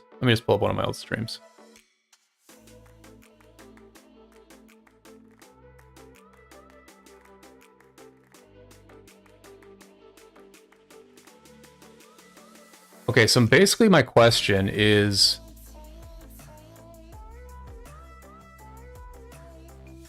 around what happens when you walk away. When you click on the ground in dot mode, right? So like I'm clicking on, you know, what I do is I click on a, you know, I click on a target, but then when I don't like my position, what I will generally do is I will click on the ground somewhere behind, right? Like in order, you can see my cursor, it's clicking on targets, but then eventually I'm going to retreat. And I'm just all I do is click on the ground. I click on the grass. And so my question is, when I click on the grass, do I lose all my rage? Do I lose all my rage when I click on the grass? And maybe we can test that with a barb chain. Because like here's the thing, if I'm always losing rage when I click on the grass. So it looks like I'm not. It looks like I don't. Rafa says no, you don't. Yeah, I mean, I guess that's what I'm seeing, right? I mean, I can click on the grass like right now. With this march, you know, I can click on the grass. Well, that was a bad example because I was on low rage. Okay, so like, here, let's just do this one more time. All right, here I am. I'm walking. I'm not losing my rage. So I'm not losing my rage when I click on the grass. Rafa says if you take more than 5 seconds, your rage is reset. I have always fought like that. Yeah, Rafa, I have always fought like that as well. I've always fought where I click on the grass to pull away, and then I re-engage, and I do try hard to re-engage quickly. But I had been wondering if like, was I possibly losing my rage every single time that I click off an enemy? Because I do think there's like I want to say there are certain things that do reset your rage. Like, does retreating reset your rage? Like, does actually retreating reset your rage? Let's take a look at that. It's just one of those things where, like, when you're in dot mode, you're completely unaware of that, right? You're completely unaware. Okay, so even retreating does not reset your rage. Yeah, I mean, the problem with dot mode is that you just do not know where your rage is at. And rage cycling is like insanely powerful, right? Like, it's at least half of your damage. But in a big group fight, it's probably more than half of your damage is getting those skills off. Now, maybe you only get your primary skills off. Maybe you're not able to stay long enough to get both off. But, you know, if I did anything wrong in the open field fighting in this KvK, it was that I did not stay long enough to actually cast my skills. I did not stay in the fight long enough to cast my skills. I ran away too quickly. Because, you know, when I look at Plato, you know, I don't know exactly how many speed ups Plato did in his KvK, but he got something like 3.8 billion KP in his war against 960. Whereas I got about like 1.2 billion. I got about 1.2 billion KP. And I mean, he almost certainly had more speed ups than I had, right? I used maybe 800 or 900 days of speed ups. He has better marches, better equipment, and more tier 5. But he also was fighting against 960. You know, he was fighting against 960, and he got 3.8 billion KP. Whereas I fought against Picardy Camp. You know, shout out to Picardy Camp, tough opponents, but they're no 960. And I only got, you know, like 1/3 of what Plata was able to achieve. And so I have to kind of look at like, what could I have done better? And I think staying in the fights a little bit longer, taking a bit more damage because I do stay in the fight, but getting those skills off, I think that's like a very, that's where my improvement can be. Like that's what I can improve at. And you know, I do that partly from just actually staying and fighting longer. I also do that from getting more tier 4, tier 5, so that I'm not getting as bad of trades at the front line. And I think I also do that by fighting in dot mode, but then zooming in more often. When the fight gets smaller, I need to zoom in and watch my rage bars. When I'm at a bridge or at some sort of a choke point, I need to zoom in and watch my rage bars. And also when you're down to like 3 marches, right? When you go from like 5 or 6 marches and you go down to 3 marches, then I think it's also appropriate to use dot mode less, because as Plato observed, you know, Plato's like a really good player. He makes these like good observations that like expand my understanding of the game. When you have fewer marches, you don't fan forward as much. When you have like 5+ marches, then like your fastest marches, they tend to fan forward into the enemy. Like they form a circle around your target, and inevitably a circle has some marches that fan into the enemy, which makes microing your marches tougher, which means you have to retreat your marches more, and which makes dot mode more important because you just don't want your marches to get out of position. But when you're down to like 3 marches, you no longer fan forward. You will attack an enemy, and your marches will always stay on the friendly side of that fight. And so in those situations, you don't need dot mode as much because you're not really getting out of position. Like the game is not pulling you out of position. Your enemies might pull you out of position, but the game is not doing that.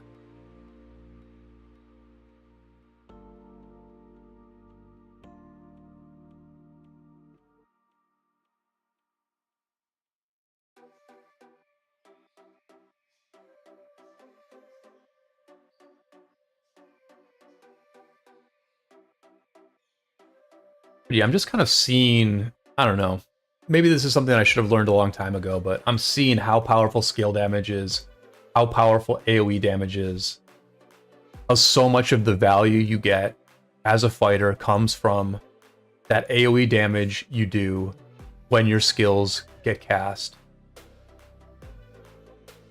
And, you know, I think that it's time for me to start building or to start getting more wedge formation armaments. I think with these very limited number of armament chests that I have today, I apologize that I did not recycle before this stream. But I think with the armaments that I have, I think I'm going to do wedge formation at this point. You know, I think my Jan Garrison is good enough at this point. I think it's good enough at this point. I got this quite recently. Quite recently, I got this double inscription here, which is giving me 4% of stats, 6.5% of stats with this inscription. And then this spirited inscription is quite good also. 5% extra damage when it has over 70% rage. That's like extremely good. So this is something like a 10% armament right here. And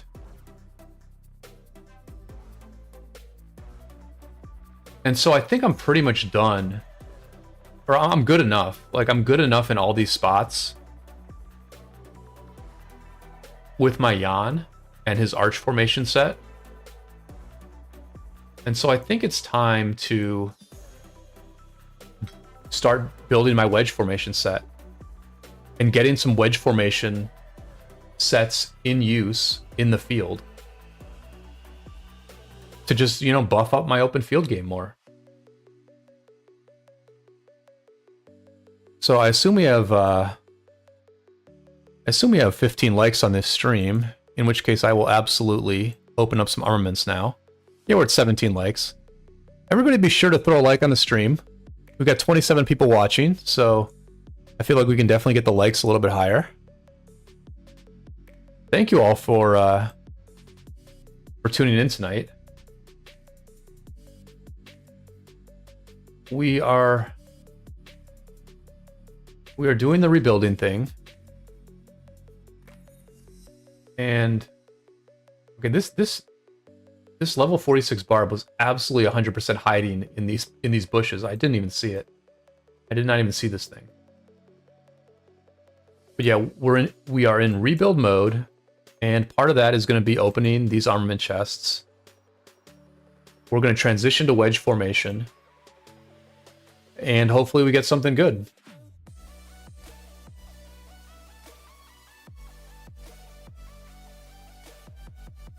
I'm fine with any troop type, because eventually it would be nice to transition all of, you know, it would be nice to transition my Boudica to skill damage.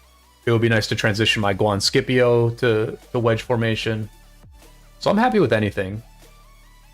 This is like a pretty decent archer armament, but obviously it's not like an end game. It's not an end game armament. Nothing there. And here's the inscribed one. Yeah, I mean, not great, but well, this is 2.3% of stats, and then this is going to be 2% of stats. So this is a 4.3% armament. Definitely pretty good. And let's also open this legendary here. Once again, wedge formation. And that's just going to be recycled. All right, so not too many armaments this week. Gold pit is finished. Let me quickly build a new gold pit, so that nobody accuses me of not paying attention as a leader while I'm streaming. I just proved that I am paying total attention, since I instantly rebuilt our gold pit, even as everybody is just walking home.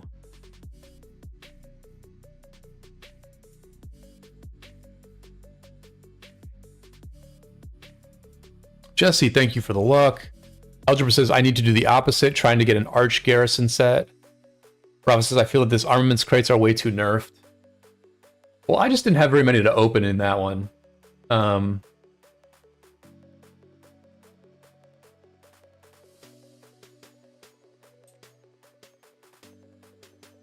So Red Dog's asking about Attila.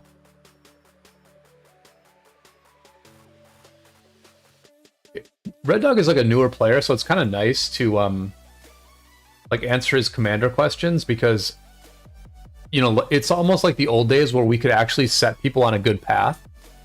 So he was like not sure what to do, but I kind of like figured out what commanders he had, and I was like, dude, just build Scipio. Just like build Scipio, and then because he has like a decent Guan. Yeah, his Guan is yeah, he already has a Guan at 5552. Like, obviously this could be slightly better, but it's like decent.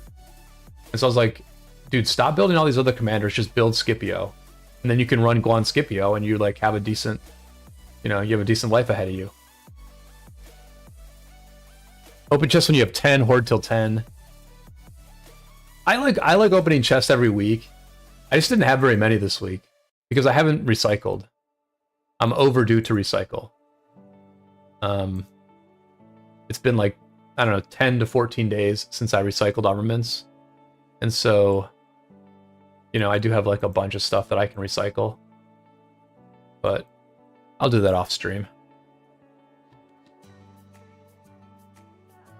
I don't know. I've been pretty lucky with armaments. I really can't complain. I have a lot of double inscriptions. How many double inscriptions do I have? I have a lot. I have 1, 2, 3, 4, 5, 6, 7. Yeah, I mean, I have 7 double inscriptions. 7. That's like really lucky. I think that's really, really lucky. And the other thing that's really lucky about them is I literally have them on. I'm using almost all of them. I'm using 6 out of 7 of the double inscriptions that I have. And then this one I'm not using, but this one has like insane, but this one's amazing. I got this like last week, I think. This is probably an upgrade for somebody, but this thing is amazing. Like, look at this thing. I don't know why I'm not using this. This has to be an upgrade. I just don't have anybody to fight right now, so I haven't put this on anyone. But look at this thing. Stats-wise, we have 3.5% defense, 1.1% all damage. So that's like 6% of stats, 6.1% of stats. We have another 3.5% here. So that's 9.6% of stats. Plus retaliation, which is maybe like 1.5% of stats, maybe, I don't know. So this is like 11% of stats, or whatever that was. Yeah, something like 11% of stats. And we still have a bunch of rolls left. We can still roll this to something better. So this thing is amazing. It's probably like an upgrade to somebody. Although it's kind of hard to say because these guys all have really good armaments already. I think what I really have to do is I have to, I think it's going to be time to take the XY off of line formation. My line formation is pretty good with the battlements special inscription, which is worth like, which is worth maybe like 18% of stats. It's worth something pretty crazy. But I think it's probably time to retire the line formation and put either arch formation, arch formation on XY, and maybe put wedge formation on the Justinian. The problem is that I don't have Hunter. The problem is that we lost this war and I do not have the Hunter inscription. And that is a very big deal. That is a very, very, very big deal as I begin transitioning to wedge formation.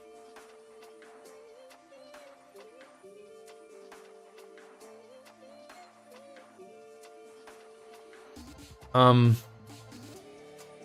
at this point, let me look at my quests real quick. I don't have any Barb quests, so forget that. Let's take a look at this 960 KvK. Let's just take a look at what is happening right now in the 960 KvK. Now, I have watched this a fair bit, but I think a lot of people have watched it more than me. I've watched it a moderate amount, mainly through Plato's stream. And, you know, I would say the consensus feeling is that, well, the consensus is that 960 is going to win, which I did predict on night 1 of this war, by the way. I think the consensus is that 1034 has underperformed, that 2268 has overperformed, and I think people are generally saying positive things about 1875 and 606 as well. And, you know, what I would say is that I'm not close enough to this to really evaluate how everyone has played. I think that in a war like this, it's a little bit tough, or in a Kingsland fight like this, I think it's a little bit tough to assess everyone. Because in my opinion, this war has, the winner of this war has been obvious for a few days now. And what's really happening is these elite kingdoms are engaged in a military exercise. This is a military exercise. This is where, this is like when the US military does war games, or when the Chinese military, you know, trots out their naval fleet and sort of like their ships move in these sort of formations, and they just sort of like show what they have. Maybe they fire off a couple missiles into the ocean. It's not like that. They're not play acting. They're not doing war games. But this is more of, to me, this is more of a military exercise. Everybody knows 960 is going to win. And so you are just sort of like using the army that you have. You're seeing what your army is capable of. And you are,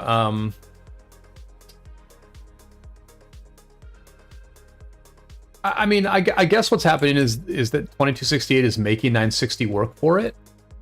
Like, it's kind of annoying to rally these flags, especially if they're getting filled by a bunch of people.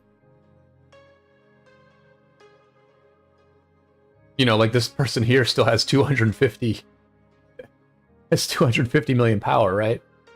And so they can fill a flag for quite a while.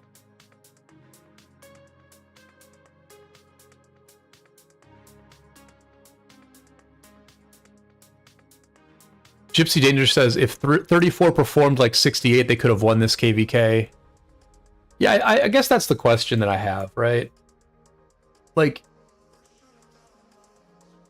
I mean, clearly 2268 has a lot of muscle. And I think muscle is like the most important thing to have in this game. I really do think it's the most important thing to have in this game. But I mean, did 960 have the same, does 960 have the same killer instinct fighting 2268 at this point as they had in the first 24 hours when they pushed 1034 out of this zone, right? Because when at the beginning of this war, 1034 side got off to a very good start. You know, they got a very good start in Kingsland. They took more than 50% of the territory for sure. And they actually were winning some of the initial open field engagements. So I think that there was like maybe a slight bit of urgency on 960's part for like a brief moment. I don't know, maybe not. Maybe they knew they were going to win the whole time. But I mean, they undoubtedly went very hard in the paint on the first day or so. And you know, I just wonder if they're still going super hard in the paint, or if they are also engaged in a military exercise where like they're just fighting in the open field. They're earning KP. They're rallying from time to time. I mean, let's see how this rally goes. I haven't really watched this in a couple days. So like, let's see how like, I mean, yeah, like when I watched, I didn't see like, I saw 2268 defending flags like very well. They kept the flags full. But it seemed like whenever I watched, 960 would eventually burn the flag. So I'm not exactly sure how they've held on to all this territory. I mean, obviously they're not connected in a couple spots. Like in multiple spots, they're not connected. And they are connected right here. And I assume there's going to be a rally coming eventually.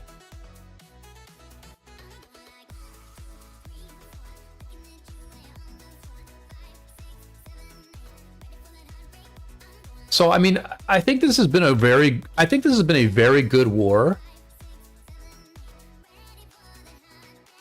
But I don't know that I mean, do people consider this to be a great war? Like, my instinct, having only watched this war a bit and having only watched the 1093 365 war a bit, my instinct is that the 1093 365 war was the better war. Because I feel like there was a doubt about which team was going to win, right? I feel like 365 got had like an initial good entry into Kingsland. But then like on the second day when I was watching, 1093 had the field, 1093 was burning, 1093 was making like a bunch of progress. And then I checked in again on day 3 and 365 had basically won. And you know, we were at war at the same time, so I couldn't really watch a ton of that war. But my impression was that in the 1093 war, there was a real question about who was going to win. And there were these emotional back and forths that occurred. And I think there was an emotional back and forth on day 1 of this Kingsland fight, but I don't know that there has been an emotional back and forth since then. And so I don't know. For me, I'm not sure that we call that a great war. I think we call that a very good war that has given a lot of content to the players and to streamers. But, you know, has the winner of this ever been in doubt in the last 4 days? And maybe it has. Maybe I'm just not watching it closely enough. And you know, maybe there's not even a rally set on this flag. Like I assume they're going to rally this flag. Oh yeah, it's probably going to be Seawill. Maybe? I don't know. Yeah, it looks like Seawill's probably rallying this flag right now. So we will see what happens. Algebra says, I don't think 1034 played bad. We would have to see the actual stats to see what happened. Yeah, it's just very hard for me to judge. It's very hard for me to judge, you know.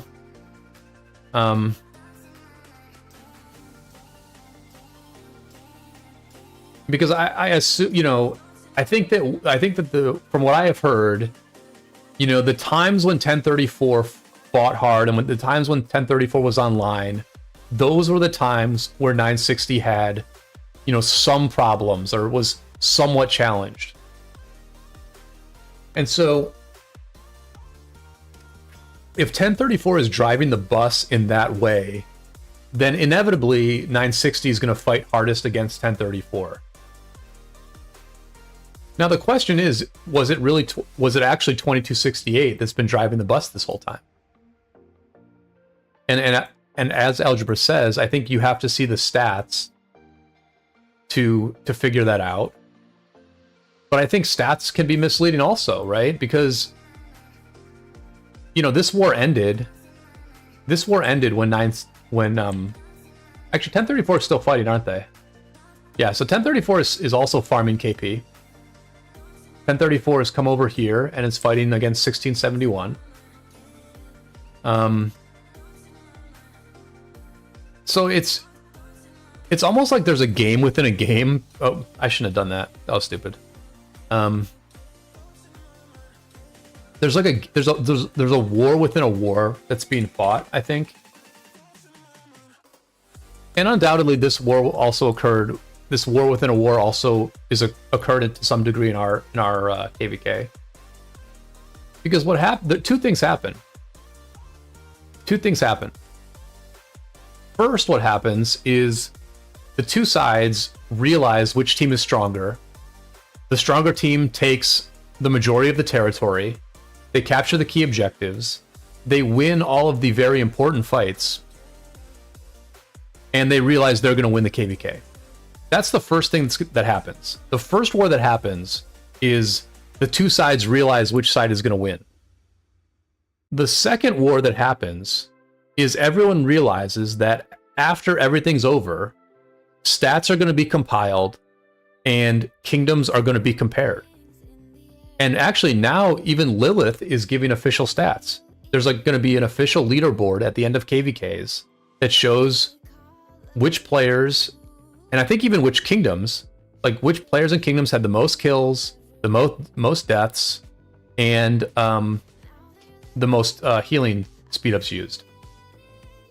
And so that's the second war that occurs, is the statistical war, is making your kingdom look good on the final statistics. Because look, statistics are super important. Statistics tell the story of who did the most damage to the enemy. And that's like pretty freaking important. But statistics are also extremely subjective. Because, oh, what did I miss? Oh, okay, so I think I saw a 2268 run a rally into the ground, which I have seen before. I have seen that before.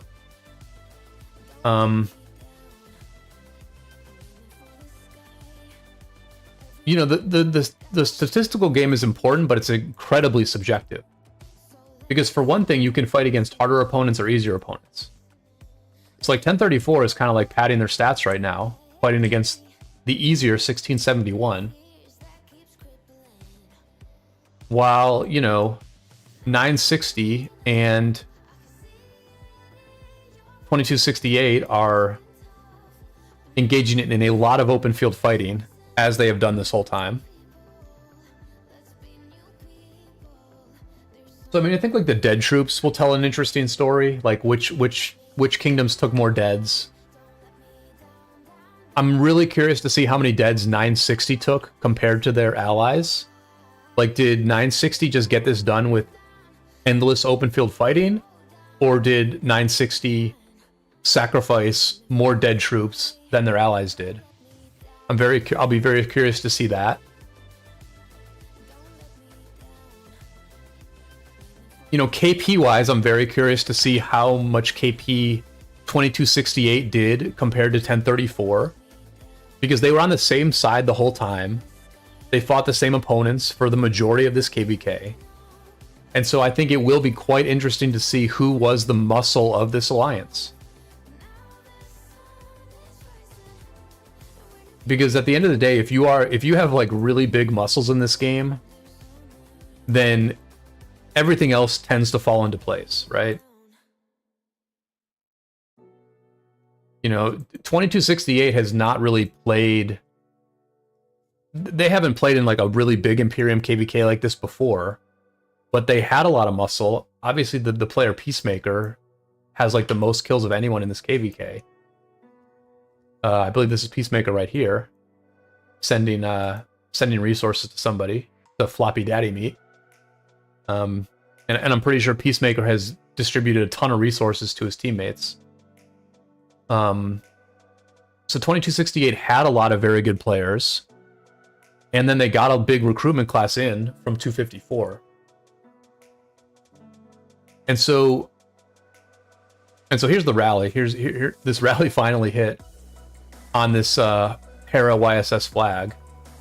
They're not going to be able to swarm this rally at all, because number one, there's a ton of 960 marches around this flag, and number two, it freaking hurts to swarm Henry Zug. I tried to swarm Henry Zugs a few times in my KvK, and it just hurt. It freaking hurt. You know, it's like you might get one skill cycle off before the enemy notices you're swarming it, and then they attack you immediately. You might get one skill cycle off, but like as you're getting that one skill cycle off, you're taking the Zug AoE, you're taking some chip damage from the enemy open field marches, and I just wasn't able to do it. Like, my trades were so unprofitable in a situation like this, swarming a Henry Zug from like a nearby city, that I simply could not do it. And so, you know, these cities around here can fill this. It looks like Frosty here has a farm here. I'm guessing Evil Bacon might be a bit of a farm, because you don't normally see a 50 million power player this close to the front line. So I mean, they can fill this thing with any manner of troops they want. But these 960 whales can swarm it. Mr. Go has 140 million power. We saw Amada Z's lurking around this flag. And so, I mean, this flag's going down pretty freaking easily here.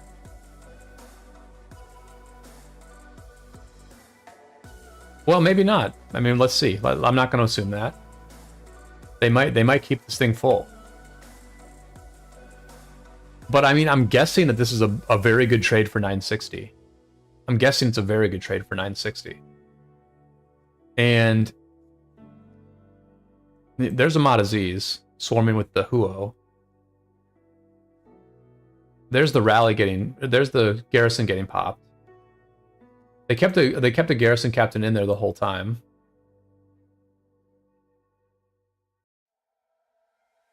And you know that inevitably was a very good trade for 960. There's like no way it wasn't. You know, it may have been like a 2-for-1 trade, to be quite honest. And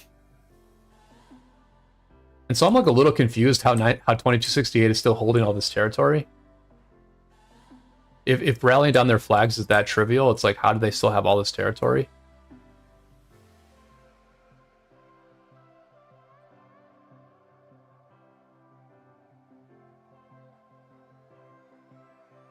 And 1671 also has 1V overrun over here. Somewhat overrun, not fully. But it looks like these are just a bunch of farms over here, for the most part. Well, it's half farms, it's half mains. They're trying to defend these flags over here.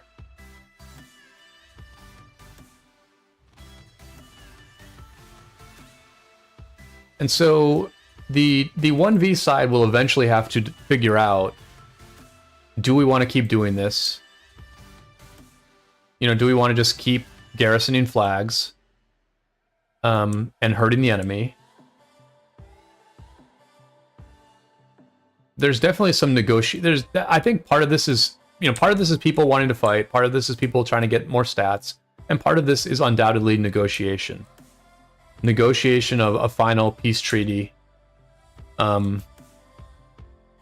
know, I doubt that 960 side wants to burn through everything that's on this map. You know, the 1v side completely controls Passaran. Sorry, I'm like, I've played Orleans for so long that like I'm slightly forget the Strife of the A map is like a little bit weird to me. Yeah, so I mean, the 1v side completely owns Passaran, and they completely own Batafo. And there's literally like no easy way to even get into Batafo. Like, it would take a week for 960 to get to Batafo, even if there's like light resistance from the enemies. So I'm guessing that 960 does not want to like burn this entire map. But I could be wrong. I could be wrong.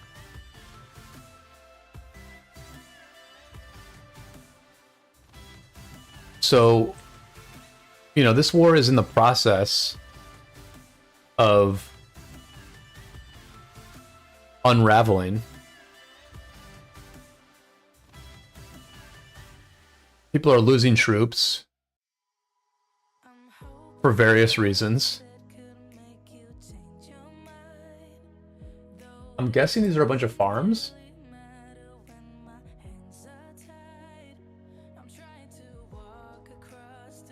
Yeah.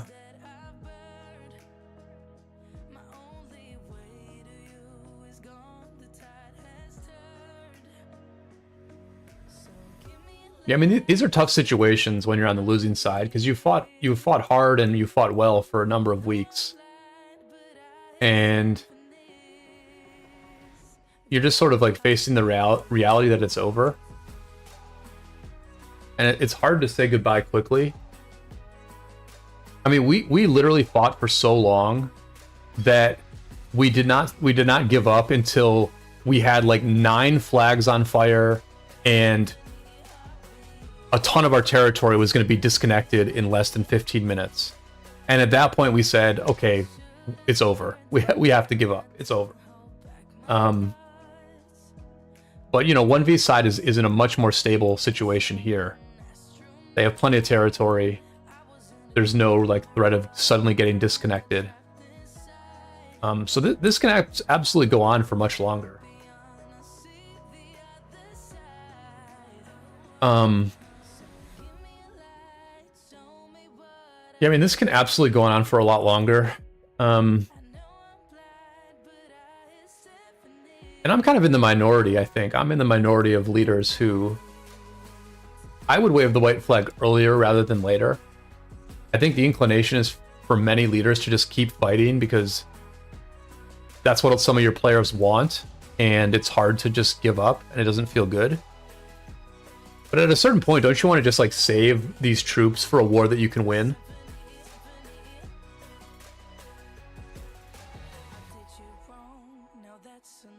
If you know you're going to lose and if you're getting bad trades, don't you just save the troops for a war that you can win? That's the kind of thing that I would quietly say in situations like this. But people get annoyed by that. People would rather just keep going.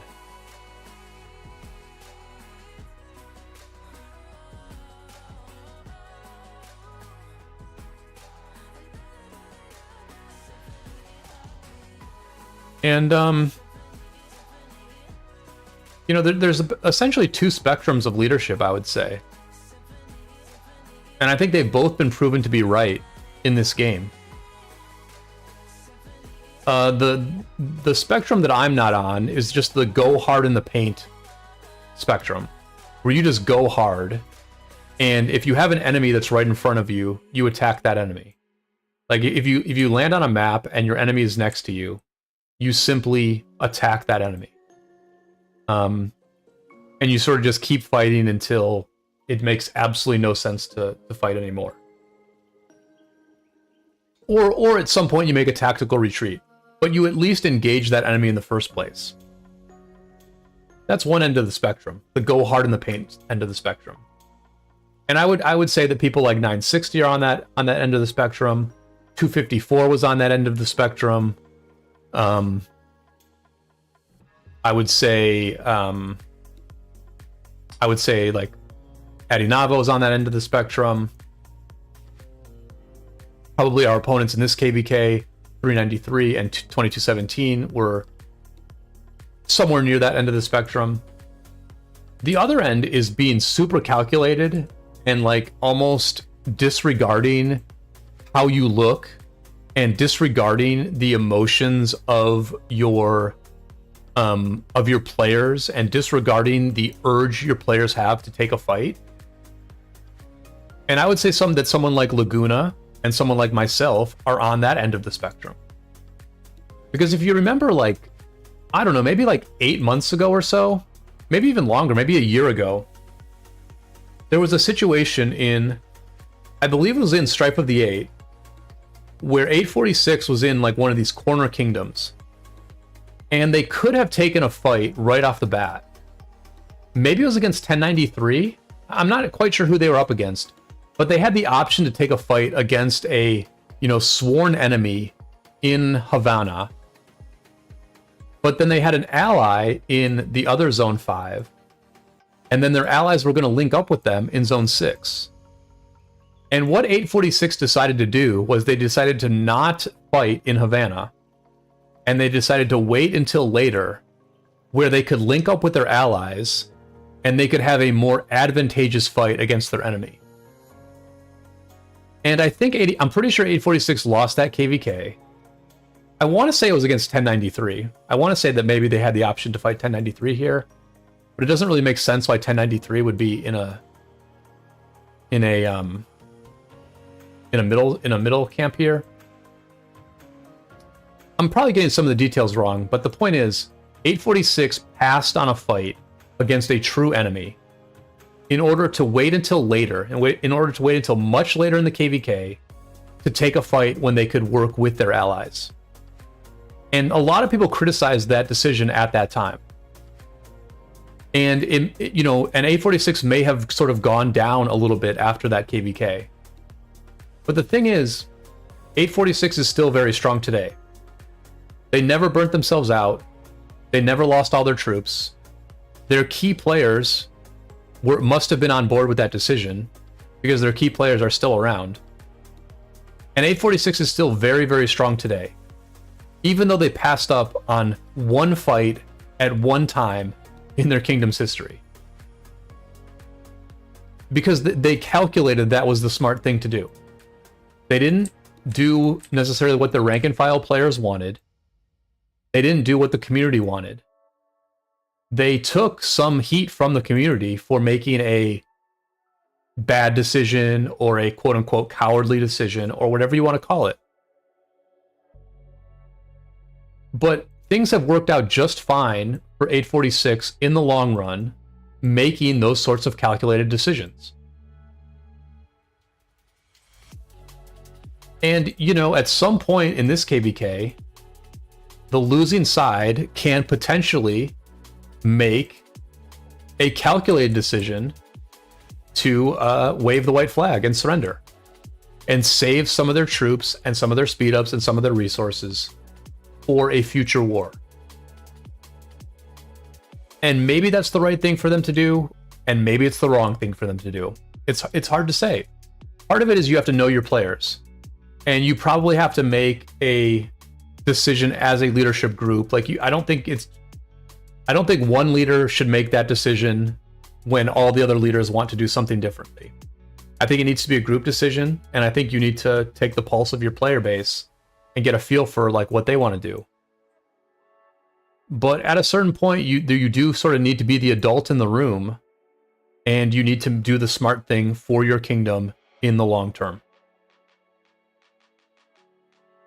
And I think those decisions are very interesting. Like in this game, I think those decisions are very interesting. And, you know, sometimes those decisions can, you know, make or break a kingdom, I think.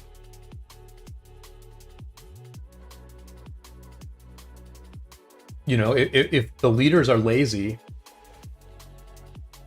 and they want to have like an easy KvK, like maybe the main leaders in a kingdom have stuff going on in their life. You know, maybe they're getting married or something. Who knows? Maybe it's like a really good reason. And the main leaders are like, you know what? We don't have the time right now to do a hard KvK. So let's queue for an easy KvK for the second straight time. Because like we these like 2 or 3 people, we just need another easy KvK. If they do that and their player base wanted a hard KvK and their player base gets super bored from a second easy KvK in a row, that's the kind of decision that can break a kingdom.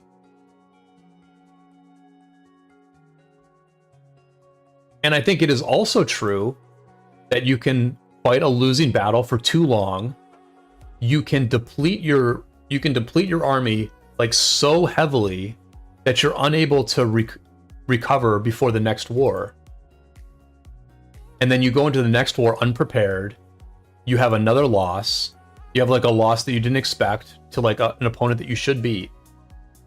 And then again, there's this domino effect where it's like, all you really did was make like one bad decision.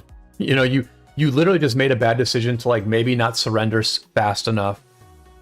You made a decision to like, you know, bring yourself down to zero all your players in a losing cause that was hopeless at some point along the way. You maybe only made one bad decision that, you know, wasn't even all that bad of a decision. But it dominoes into a bunch of other things. Your players get drained. Your players spend an extra week fighting that they didn't have to, which means they get more burnt out.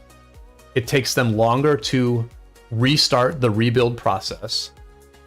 You go into your next KvK unprepared. You take another loss.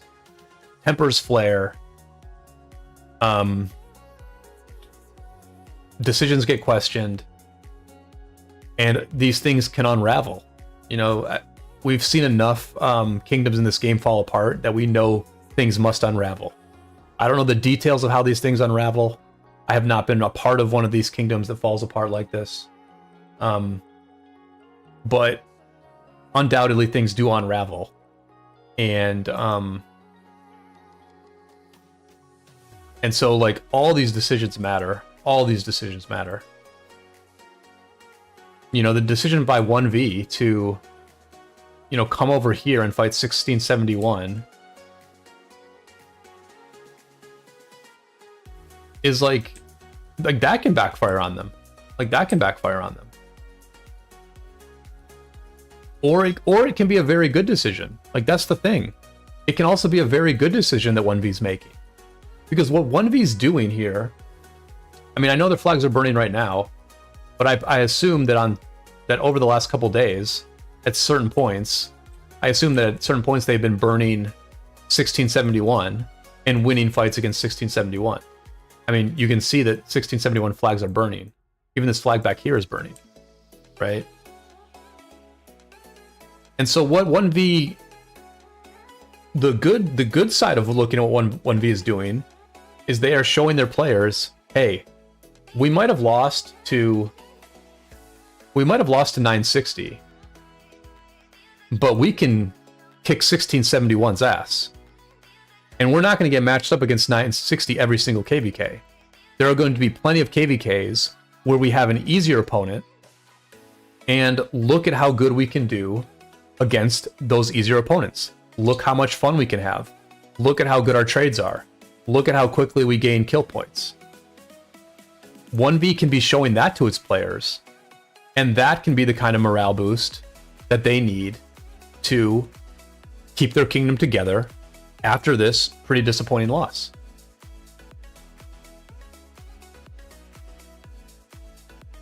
And by the way, how insanely cool are these city skins that literally has fireworks showing the 1v name? I have somehow never seen this before. I never saw that before, but that is an amazing city skin. That is quite literally the coolest city skin I've ever seen. But these are doing it too. Oh, so it's not the skin, it's Yeah,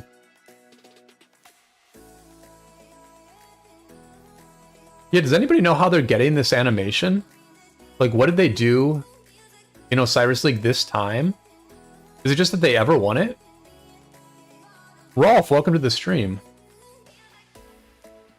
Does this sort of pop-up occur on, like, every Osiris League Grand Champion city?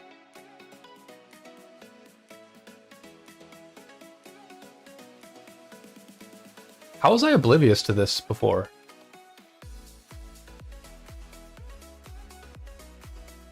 Oh, maybe it is just on that city. Yeah, let's take a look at this castle skin. This thing is amazing. Shocky, I don't think I said hello to you, but welcome to the stream, Shocky. Shocky, be sure to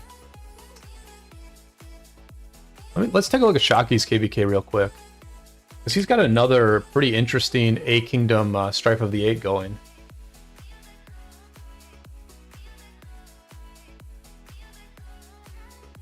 Rolf says, I think that skin was made specifically for them. I don't know why, though. That thing is sick. That thing is sick. So what is happening in Shocky's Strife of the Eight? Was there fighting in either of these Zone 6s? 2244 got locked in. Okay.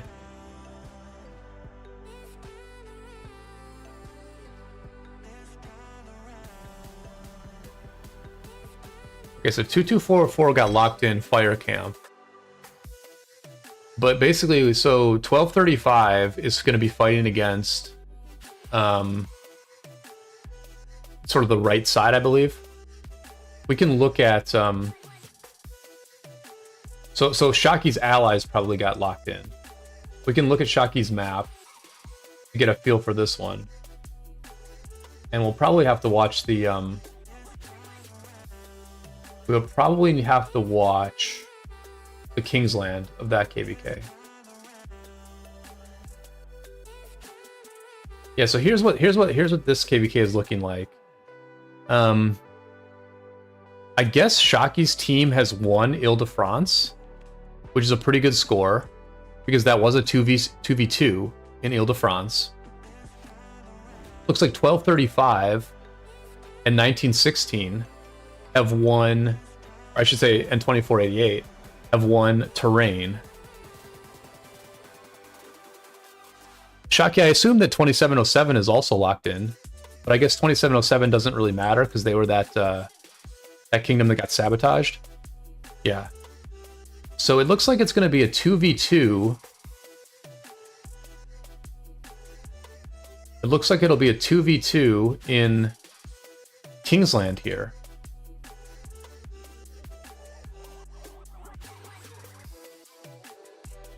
And it looks like the Zone 6 fights are pretty uneventful. I mean, just looking at the map, this is a very uneventful looking Zone 6 fight here. But it should be a pretty good Kingsland if it's 2v2. Yep, it's going to be looks like it'll be 3 kingdoms on both sides here. And I assume this is going to be like over a week away, Shaki, but yeah, I would definitely appreciate it if you messaged me about when this Kingsland opens, because I would like to try to cover it. I think this looks like a pretty good fight, actually. Because, yeah, there's some pretty good A kingdoms on both sides here, so...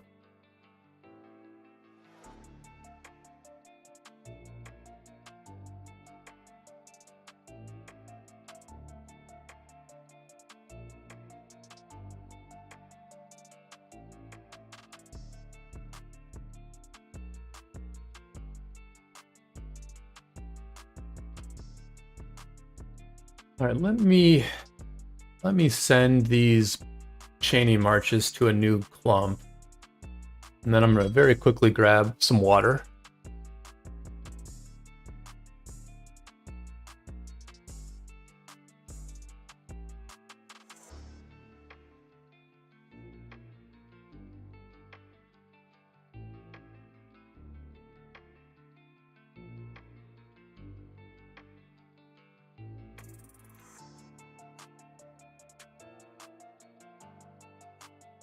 Oh, thank you. Thank you for the American date there, Shaki.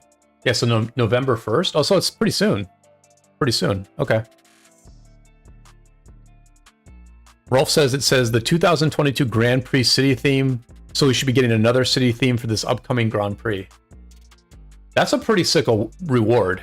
Like, that alone is a pretty sick reward for the Grand Prix. Just like being able to be in a war where your city is shooting off fireworks of your freaking alliance name while you're like sitting on the front line. I mean, that's a pretty sick reward right there. I assume it's probably a pretty good skin also, since somebody was actually rocking it. Can I find that thing?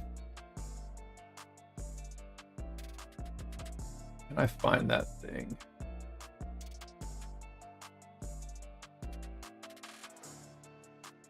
Rolf, do you know the name of that skin?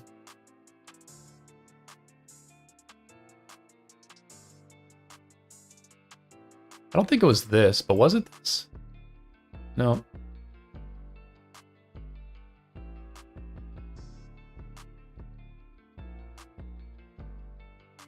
It had sort of like oh, it was this. I think I found it. Divine Diadem. And it has healing speed 3%. So you can kind of like swap to it real quick. 10% cav attack, not bad, not great.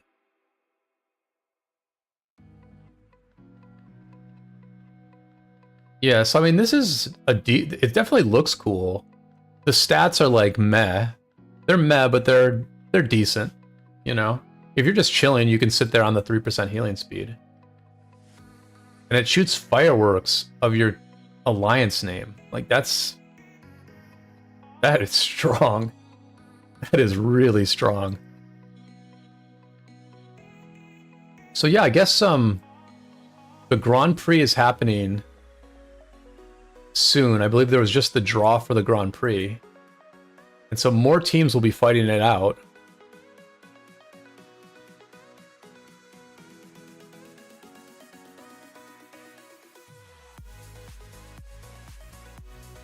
Um,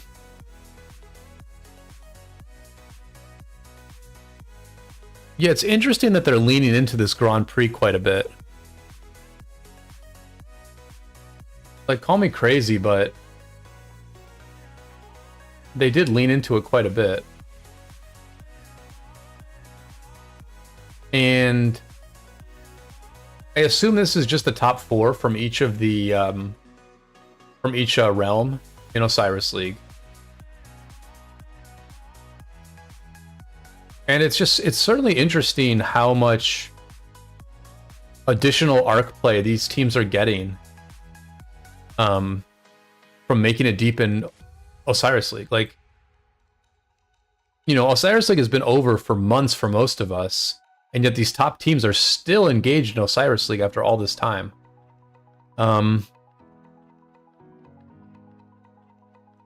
Yeah, I mean, I think it's fine to focus on the top teams, but it's a little bit weird because obviously the teams from the brand new realms are not like the top teams.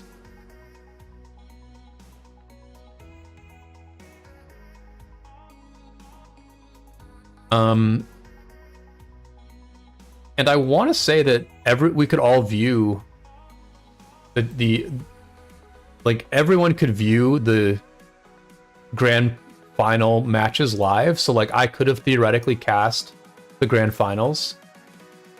That's really like my only thing is like give everyone the opportunity to cast these matches.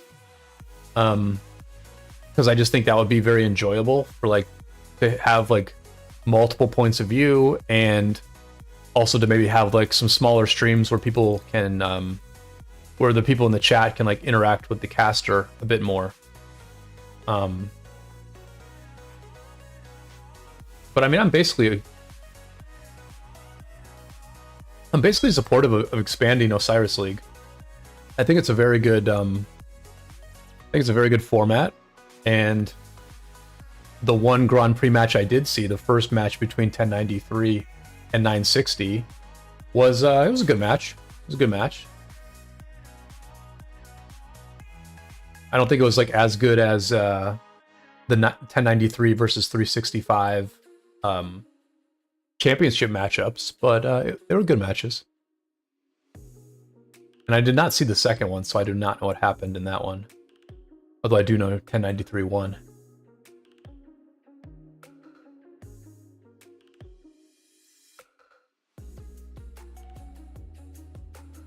Yeah, I mean, it's good for a Cav main, but those players all have... A lot of those players are going to have like a 15% skin. And,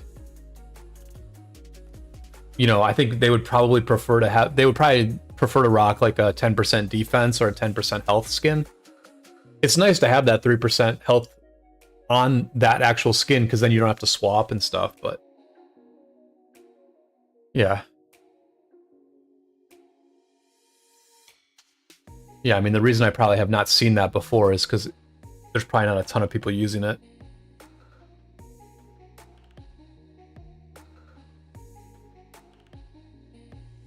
I'm just going to chain for a few more minutes here, and then I'm going to jump into Champions of Olympia. So if anybody does want to watch, or does want to play COO with me, you can go ahead and message me in the game. I'm in 1770. I'm an officer in N70D. So you can find me and message me that way. Or just let me know in the chat. But we'll probably do that in maybe like 10 minutes or so. But I'm going to chain for a little bit longer. I still have 30,000, 40. I mean, I have like 40k AP, so I still have like a lot of AP, and I can do a lot of chaining. Rionardi asks, what's the honor ranking looking like? Yeah, the honor ranking is not great for me, obviously. I'm pretty low. I've missed a lot of runes. I've missed a ton of altars. So yeah, my honor ranking's not great. In my alliance, I'm not doing like terrible, but like in the last KvK, I literally was second in my Alliance, and I finished 35th. I finished 35th in honor in the last KvK. So I'm obviously doing a lot worse. I think that is largely because we just fought for so long, and I just was not chaining at all during the fighting. I was not going to runes at all during the fighting. But obviously I also chained more in the last KvK. So yeah, I have 40k AP left, and I really should use it all. I should really use all this KP, or this AP.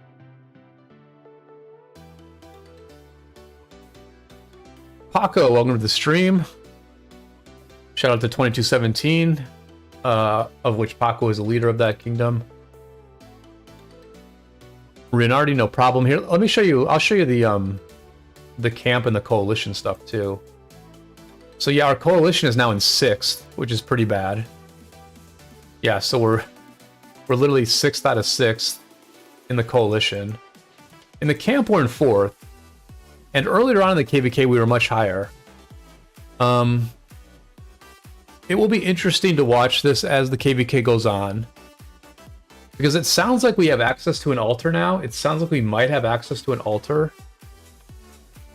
Maybe not. I mean, Picardi can still attack us at the altar, so we may not have an altar.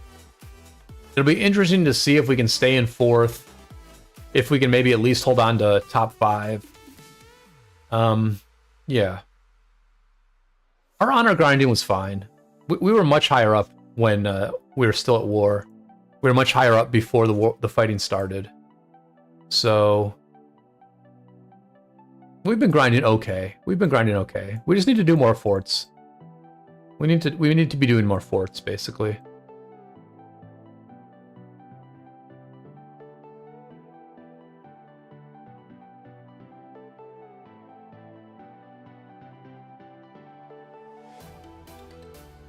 But yeah, you know, if people enjoy hanging out, and the viewership has been really good for this stream. If people enjoy hanging out, if people enjoy chatting with me while I chain, I will probably do some more streams where I just am chaining barbs. Because I have to do it anyway. I have all this AP, so I absolutely have to do it.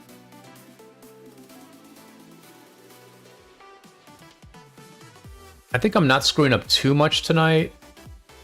The weaker gear on double C has been good. If anything, I could make the gear on double C even weaker. The Zug Richard is still at full health, and so I could totally take some of the gear off the Zug.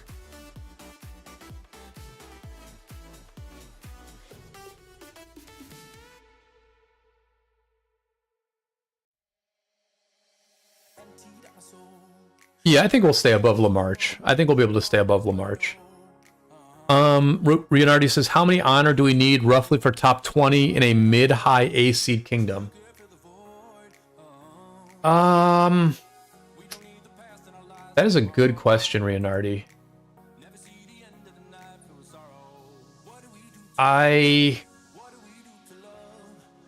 Let me quickly go through one of my old streams and see if I can find it.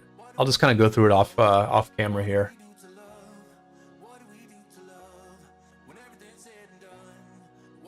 I mean, I guess we can look at this one, right? I mean, this is a good example, right? This is a pretty good example. The score's going to be a little bit lower in this one because we fought for so long.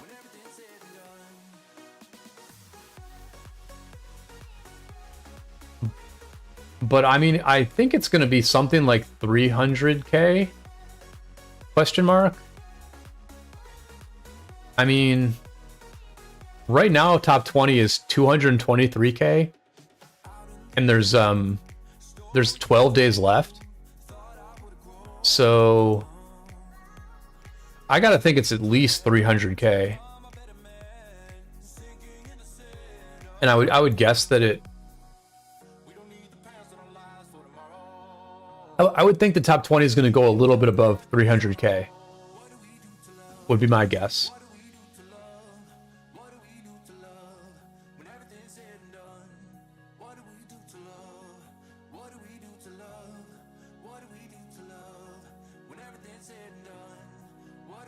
the life hack I finally figured out was that I should just leave a march at the runes. Like, instead of trying to remember what time the runes are, just leave a march here.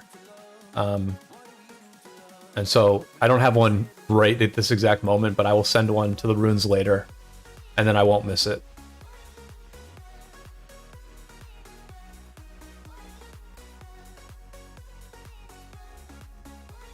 There's JPDX. Shout out to JPDX, who had a very good KvK. I don't know what his stats are, but he was on voice very often and, you know, was involved in a lot of the key fighting and stuff like that. So shout out to JPDX. He definitely had a good performance.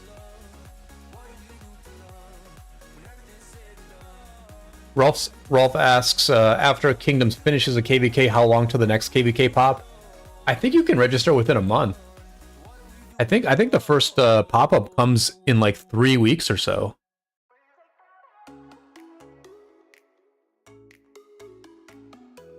Shaki says, in my KvK, top 20 is at 120k 5 days before KL. So Shaki's is a lot lower. Shaki's is like way lower than ours, right?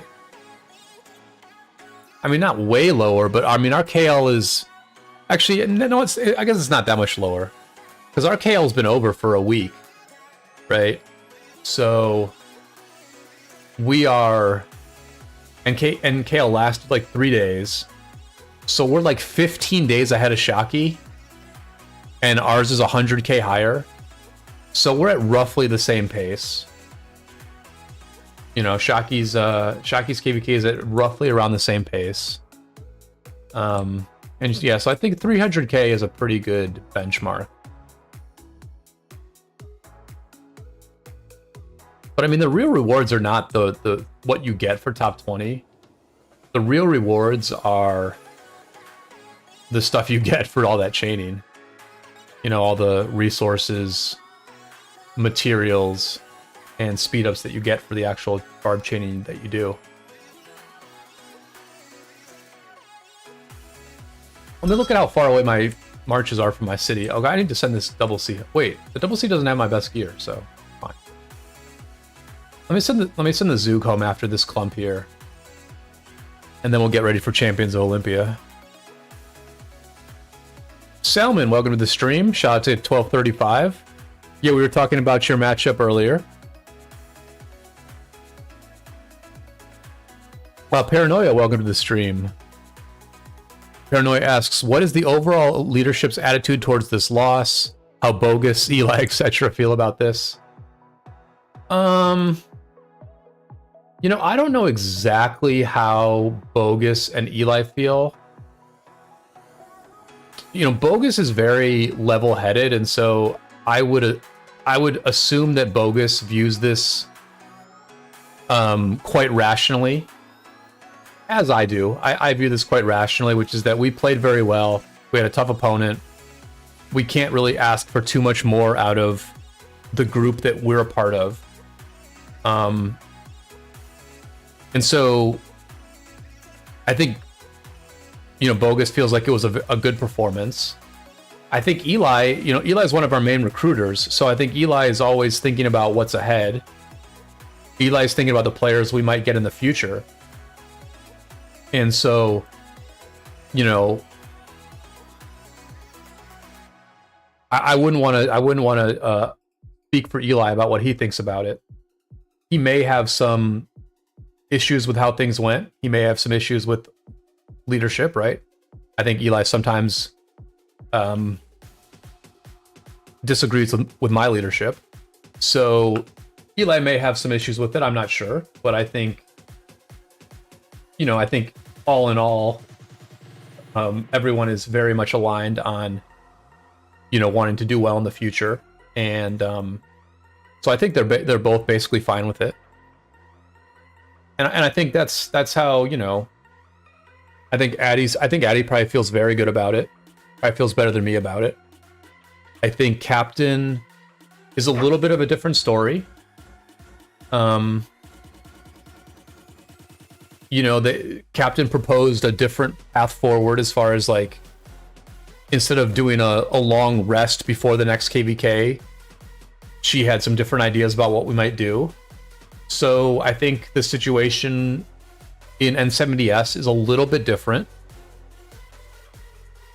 One of their leaders might be leaving and migrating to 1034. I'm not sure. I think Tyr stepped up quite a bit in this KvK. And so hopefully Tyr feels very good about what happened, because he did step up as a leader and did a very good job. But I've heard that Whisper might be migrating to 1v. I'm not sure. I really do hope Whisper stays. So I think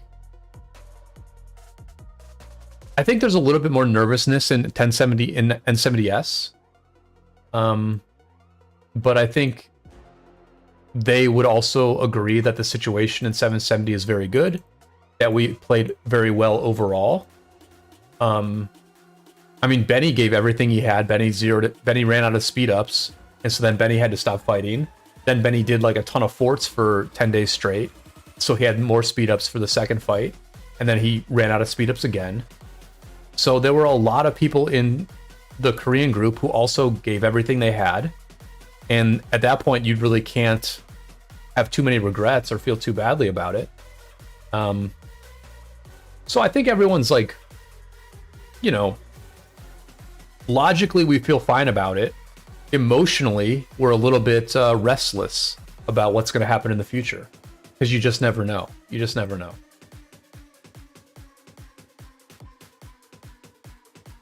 Rafa says I'm feeling the same.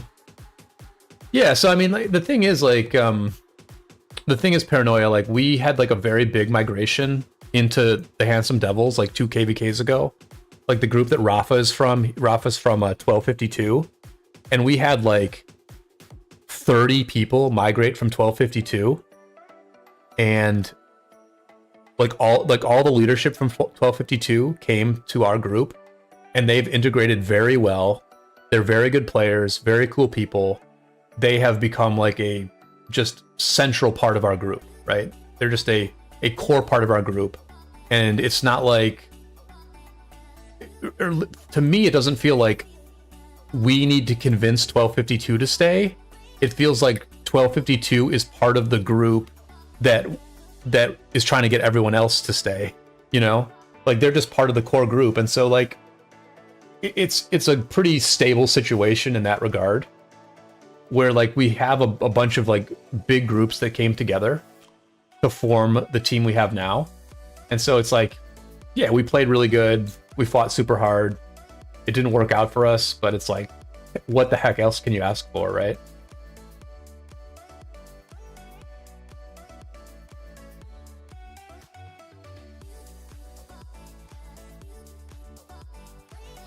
Paco says, lol, I forgot a few runes and altars myself. Also, Brian, you sound a bit more rested this time. Last time you sounded tired and out of it.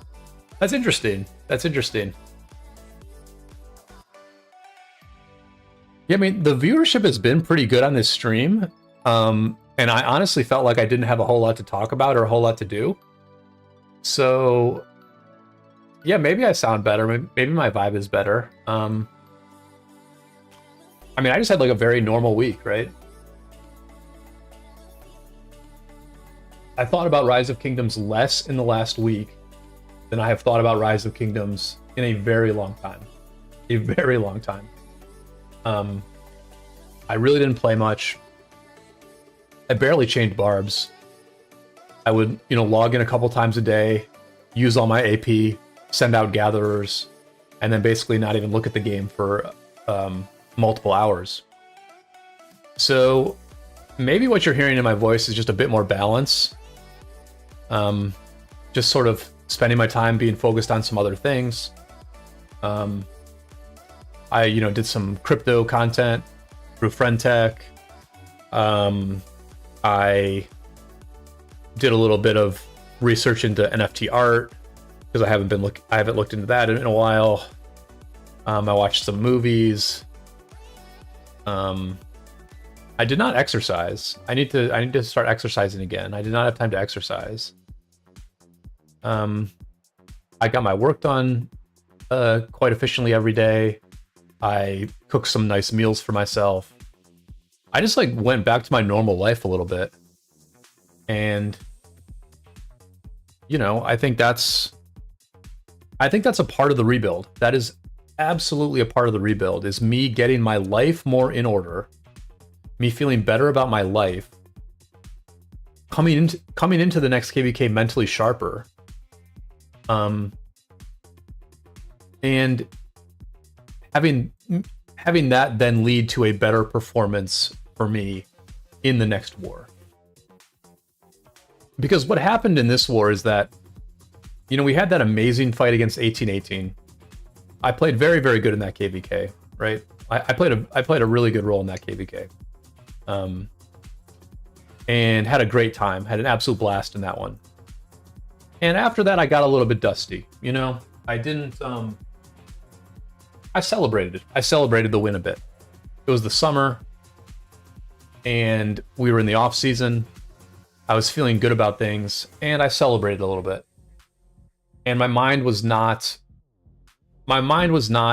mentally sharp for like a couple months straight. And then as this war came about, I got back into good mental sharpness. But I literally got back into mental sharpness like a couple days before the fighting started. And so it was almost like a cold plunge. It was like the war, when the war started, it was a cold plunge back into my A game. And so I was sharp and I was pretty much on my A game, but I was in a bad mood. Like I was grumpy. I was just, you know, I had been happy and dusty for 2 months straight. And all of a sudden I was stressed and sharp. And that put me in a bad mood. Like it just made me grumpy. So, I mean, at least I was sharp, but I think it would be better for me to just maintain a really clear mind every day, improve my life, you know, get in better physical shape, get a lot of work done, achieve a bit of balance, you know, catch up on some TV shows that I haven't watched yet, you know, go and watch some movies, and have better clarity when we go into the next war than I had during this one. And then just see what happens. And just see what happens, right? If I'm in a slightly better place mentally, then presumably my performance will also be better. And that will be good for, you know, the vibes of the group, right? I mean, I'm just one person, but like at the end of the day, and I'm not like the main decision maker, and you know, people can and do question the things that I call, and you know, we go from there. But inevitably, I'm one of like the main people who talks during war, right? Like I probably talk more than anyone else during war. And so if I'm in a good mood, that's a lot different than me being in a bad mood. So, oh, you know what? I do need to bring the Zook home because I'm going to use it. Wait, no, I don't need to bring the Zook home. Let me bring the double C home. We'll do COO. Paco says, you are making me feel guilty for slacking off. I need to do some chaining myself. Well, this is the first day I've chained in a week. This is quite literally the first day I've chained in a week. So, you know, there was some time to slack off, but I mean, we still have like 15 days left. Like, that's the thing. We still have a lot of time left to begin this recovery. And it's annoying because everyone wants the break, right? Like, you just finished fighting, so you want the break. But the problem is, there's no better chance to recover than this time right now. If anything, you should work hard for the next 15 days, and then take a break once you get sent back to the home kingdom.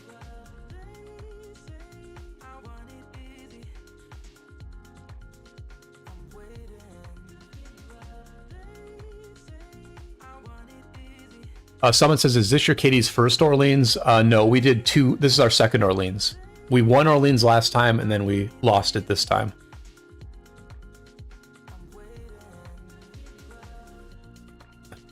Paco says, work-life ROK balance. Yeah, pretty much. Pretty much. I mean, my goal You know, I realized, so basically, like, I live pretty close to a casino, and in Vegas, all the movie theaters are in casinos. And so I live very close to a movie theater, and they have like really good local deals. And I think maybe even late at night, the ticket prices are even cheaper. So I went and watched,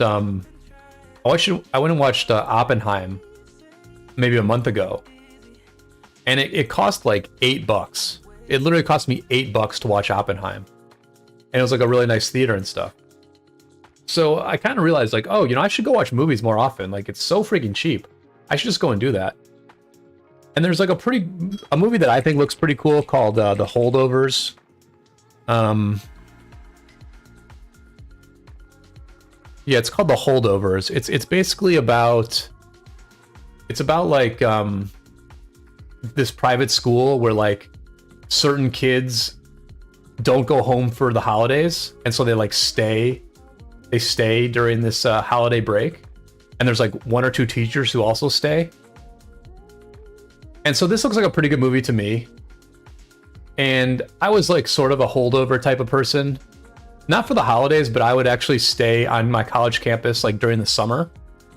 And I was like a very weird person, and so I always like lived in the dorms. Like, I lived in the dorms for my entire 4-year college career. And like in the summer, you know, the dorms would be like almost completely empty, right? I would take summer classes, or I would work at a local paper during the summer, and I would like be in these dorms that were like almost totally empty. And like I would go to the dining hall, and like it would be almost completely empty. And I really liked that. It was like so nice. It was so nice to be on an empty college campus. And so like this movie kind of reminds me of my college days a bit. And so my goal this weekend is like get all my work done and go watch that movie on Sunday night. And so like that's the work-life balance for me, right? That's the work-life ROK balance. Is just, you know, get out of the house more, do some fun stuff.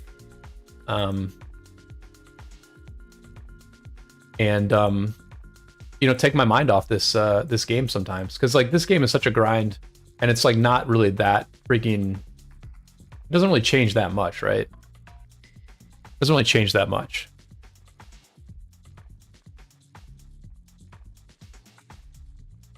Rafa says, getting registered to KvK faster than usual can help you a bit in terms of KvK shop items and general rewards, even if you don't fight that much. Yeah, that was Captain's plan. Captain's plan was like, hey, what if we register but then don't fight?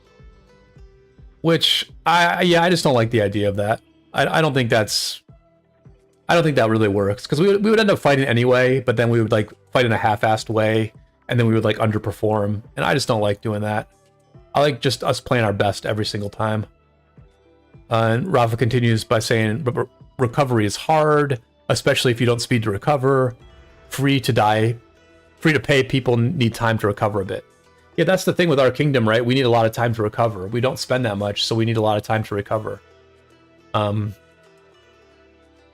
so, yeah, we need people to take that recovery seriously and actually do 1+1 forts, send out their farm gatherers on a consistent basis, and do that recovery. Yeah, $8 is a great price. It might have been $10. It might have been $10, but I mean, even if it was $10, like that's still such a good price for a movie that I was like, man, I should really go watch more movies. Paranoia says, regarding the Chisel KvK, what is your opinion on the story? Ozai in 1077 is quite well known and established fighter KD. Calling them delusional has created quite a fight among people in the community. Yeah, so all I really know about that situation is what Chisel has said about it on his stream. I did not see any of the Alliance mails that Ozai wrote. So, and I did not watch any of 2605's fighting, you know, yesterday. Like, it just wasn't, it's not interesting to me. Like, this KvK is not interesting to me. Like, okay, fine. Because my understanding of the 2755 is also kind of struggling. Oh, we can't spectate it. Okay. So, I mean, so there's so many flaws here, right? once 1077 drops out, I have no interest in this KvK. I just don't care at all. Like 2605 was going to win the 1v3, I think relatively easily. But once 1077 drops out, then it becomes like there's no need to do this fight. And so then the question becomes, is what 1077 doing reasonable? Is it a reasonable thing to say, we're going to just farm, we don't want to fight 2605, this is an unfair matchup, so we're just going to farm? Is that a reasonable play for 1077 to make?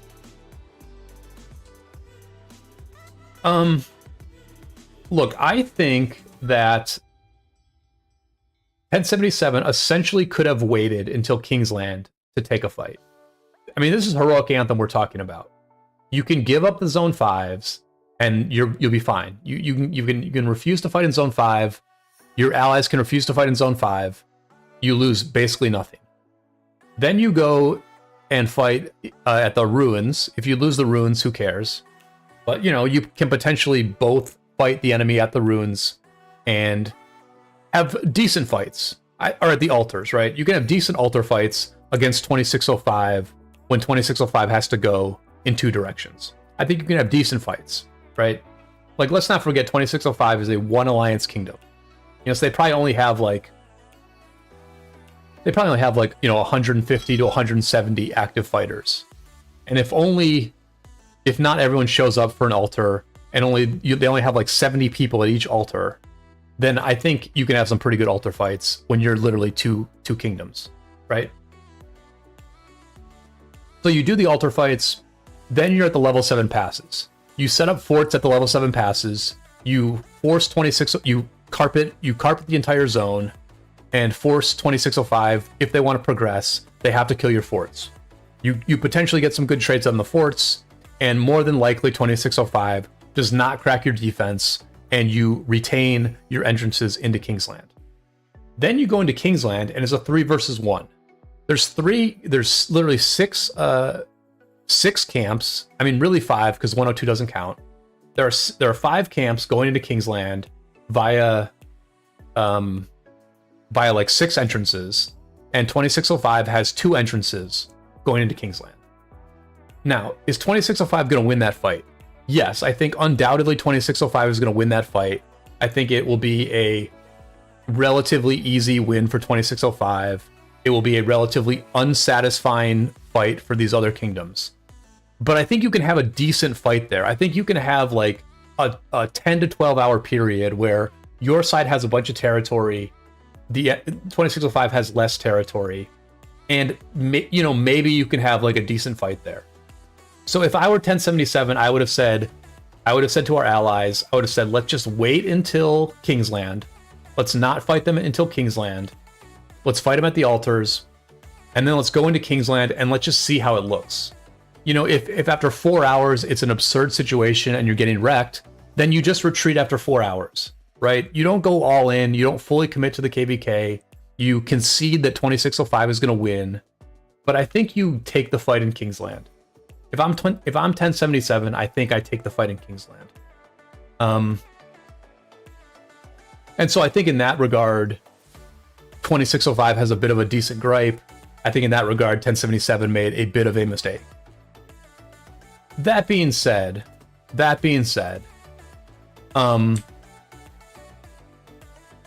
when I started playing this game, I watched a video by this guy called Leben Soul.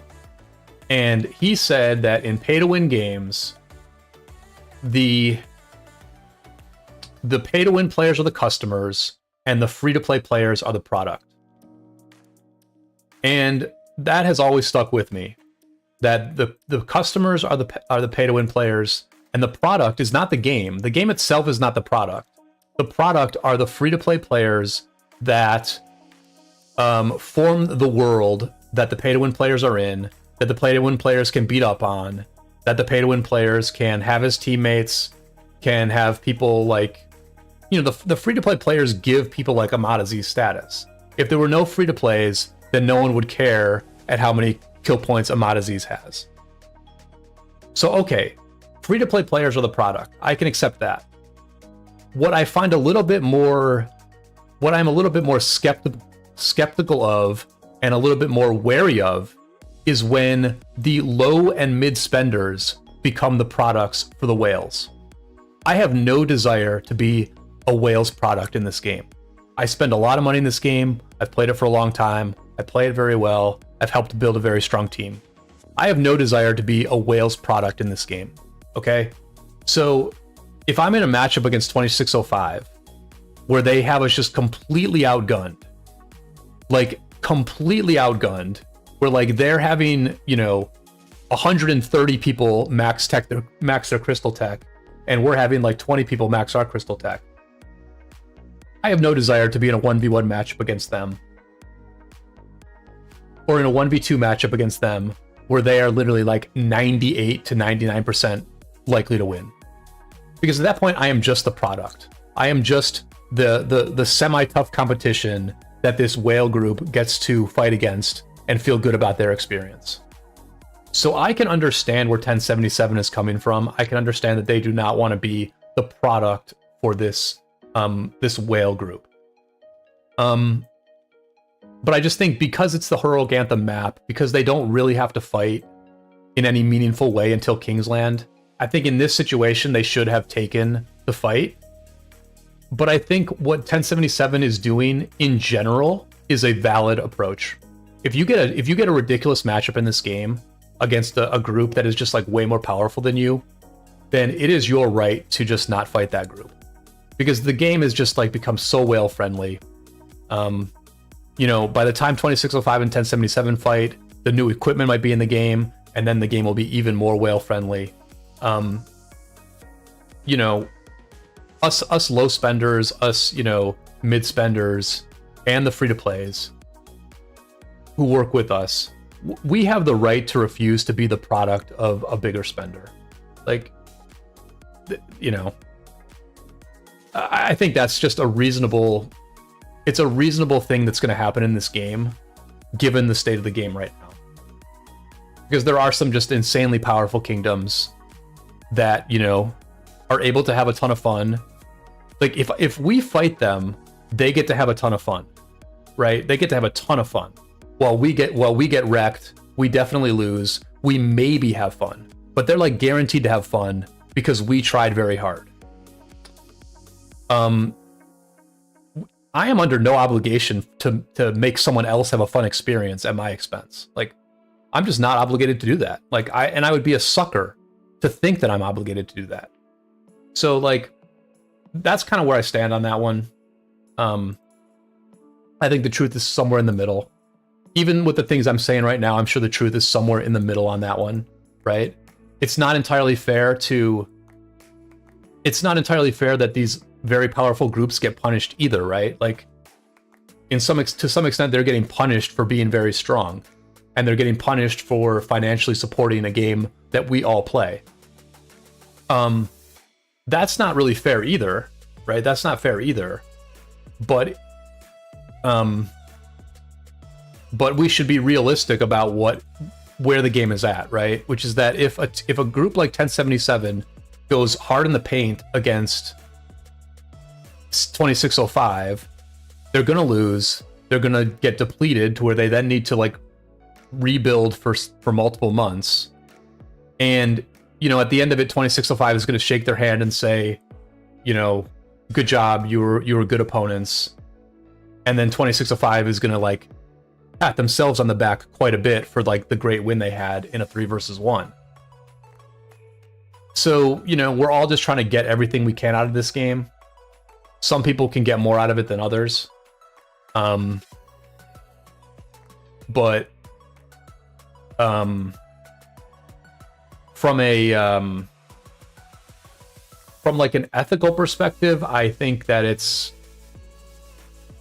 from an ethical perspective, I think we're at a point where you just like do what's best for your group.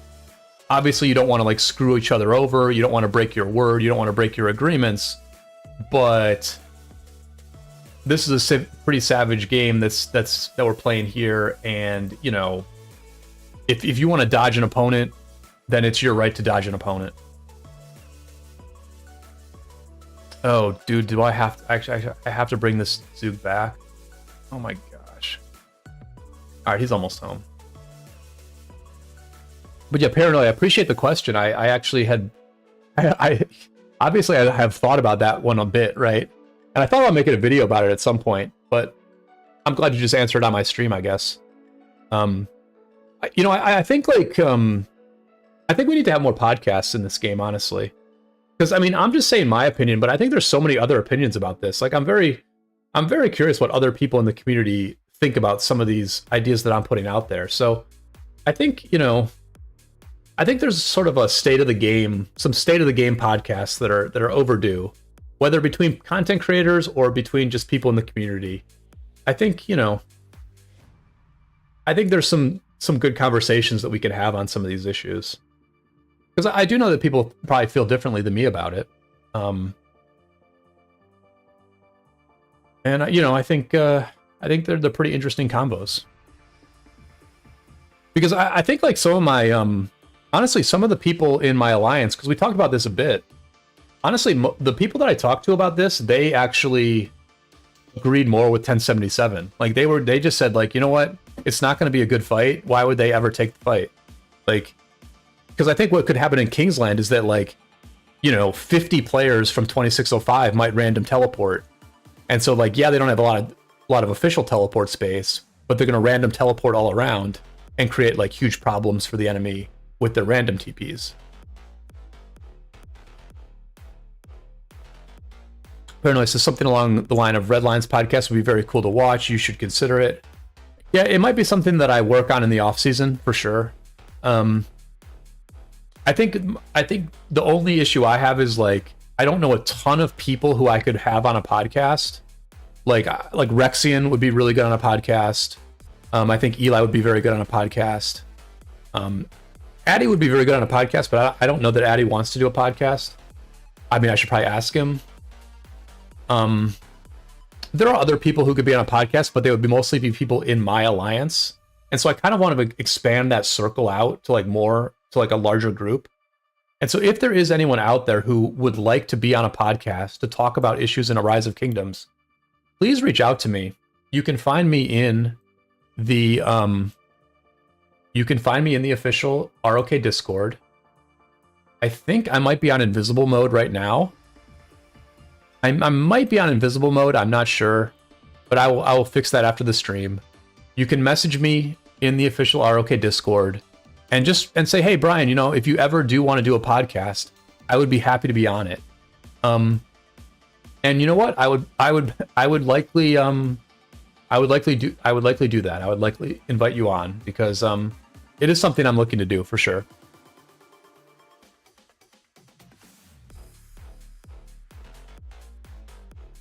Paco says, I like that analogy of whales being the customers and the low spenders and free-to-play being the product for the customers. That is such a good and accurate way to look at it because the whales will pay so they are able to stomp and have fun stomping. Yeah, but I think, Paco, the thing is like, I was never the product until now, right? I've always felt like I was the customer. Because, I mean, I spend a pretty decent amount, right? I spend like $2,000 a year on this game. That's like a lot of freaking money, right? And I just think when you get to a point where like the person spending the $2,000 a year is the product for the person who spends $10K a year, at that point you just have like a game that's in a pretty bad place, right? Like I need to be the customer, you know. I don't know, man. I spend enough to be the customer. And I mean, and listen, I've gotten pretty good value for my money. I've gotten some really good dopamine hits from being like a key player in a successful alliance. So, you know, I've gotten some pretty good value for my money, but I just don't want it to end, right? I don't want it to end. Paco says, I am 100% sure Fatty would do a podcast. Okay, I will reach out to Fatty in that case. Yeah. Yeah, that would be really good, actually. You know, because I've always thought like at the end of a KvK, right? At the end of a KvK, it would be great to have a podcast with people from both sides. Because at that point, there's like so much to talk about, and you're fresh. You're completely fresh on, like how you view the game and what you think of the game.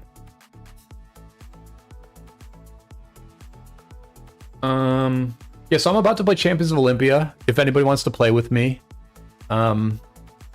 please let me know. And I'm just gonna get set up right now. Got that. Got that. I guess I can just do Vengeance here, I guess.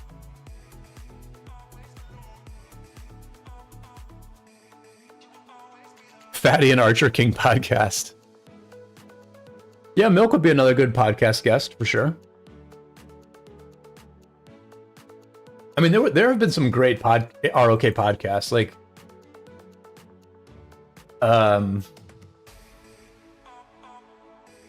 yeah, you know, a couple of the Saturday with the Boys podcasts were great. There was an episode of Saturday with the Boys where Teddy and Hova were on it, and there was like the whole debate about whether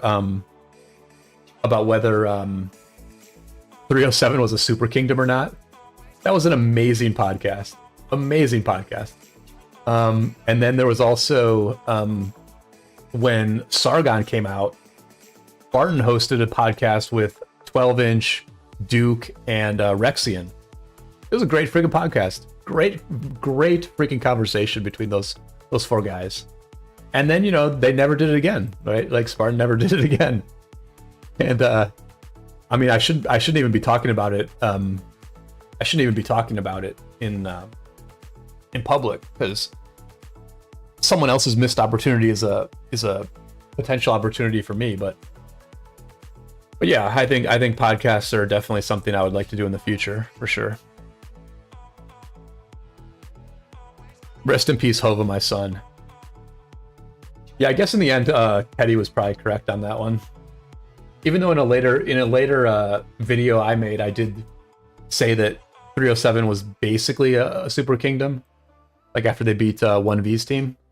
But you know, I think probably Teddy was right about that 307 was not a super kingdom.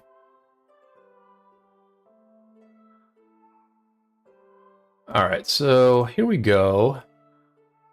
I'm gonna buff my teammates. How do these teams look?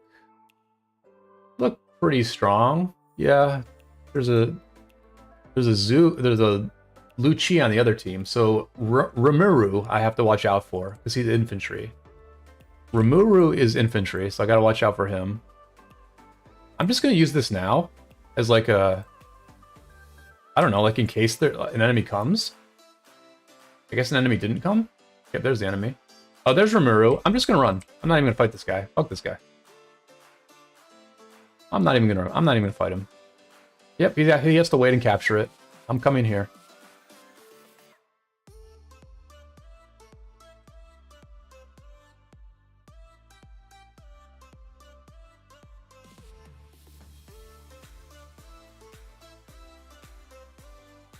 I'm gonna pick up this Zoog as we walk somewhere. I probably should have gone to this first, but I do have a teammate here, so this works fine. I'm just gonna hit the Zoog. I forgot to prep us, but I'll prep us now. Let me zoom in. Okay, I'm gonna simplify graphics. I'm gonna chill. I don't need to chill here. I can go somewhere else. Rimuru's here. Maybe my teammates will come and help me, though. All right.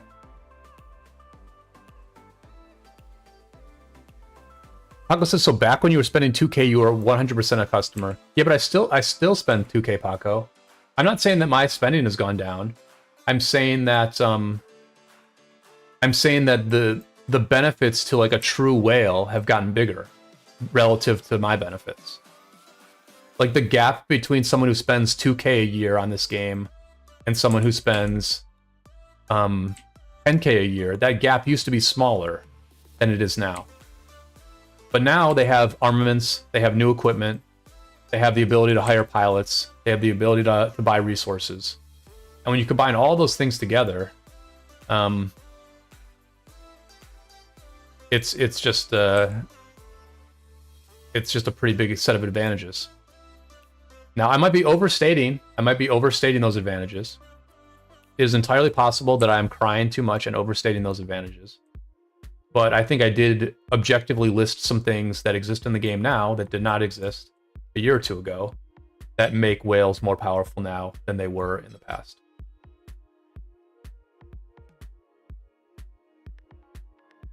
I thought we were winning this by like, I thought we were winning this match by like a lot more than we are.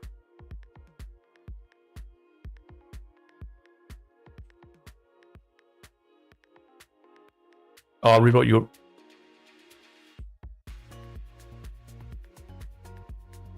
Okay, so let's compare 4 years ago to 2 years ago versus now spending in rock. As I've played a long time, the amount of things to spend on to gain advantages has grown. Yep. Okay, so we're basically saying the same thing. I don't know exactly what to do right now. I guess I could go here and heal. Actually, let me just go back here. Let me just go back. Because my teammates are going to cover this one. Milk says, Notch, we've gone for 2 years and coming back. So much more whale friendly, especially with new KvK with skills, armaments, and the newest equipment system coming.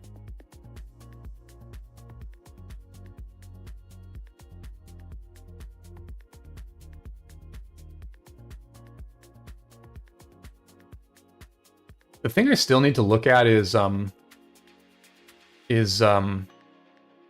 whether when I cast my skill that like gives me like a rage boost, whether that rage boost begins before I start fighting. Why did I switch to the... Why did I switch to the freaking Guan, man? That was so dumb. That was so dumb that I switched to that Guan. That was so stupid.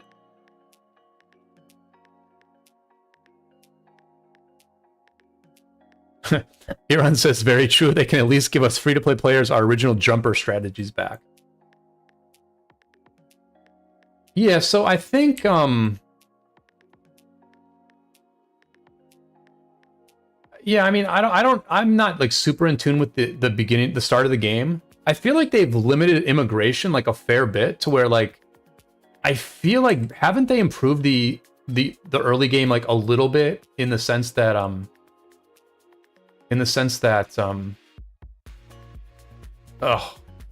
yeah, see this, I let this Guan stay alive. Okay, at least I messed up the Lu Chi's heal. Okay. But yeah, this Guan should be dead, not healed at our flat. Anyway. I feel like they've made the new player experience slightly better. They've obviously added some quality of life updates. I think the new KvK maps are basically a good thing, right? I think Orleans is good. I know people have issues with it, but I think Orleans is basically a good map. And I think sort of Stratagems has potential as well. They're doing a bunch of good things. They are doing a bunch of good things, but but despite those good things, I literally think the game is in as dangerous a place as it's been in like a very long time. Like I have never thought as seriously about the possibility of me stopping playing as much as I've thought about it recently.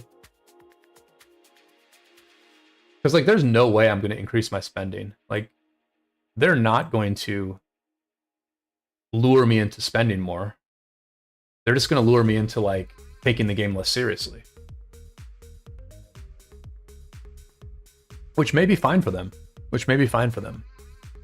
Aaron says early game these days are way tougher. People are pre-KvK 100 million power and higher. Yeah, but if people are doing that, if people are spending so much money that they're 100 million pre-KvK 1, then like they are just wasting so much money, right? Like that's not the issue I have. I don't have the issue with like people rather foolishly spending money. Rafa, I'm just gonna throw it in Alliance chat if you want to join, or if anybody else wants to join.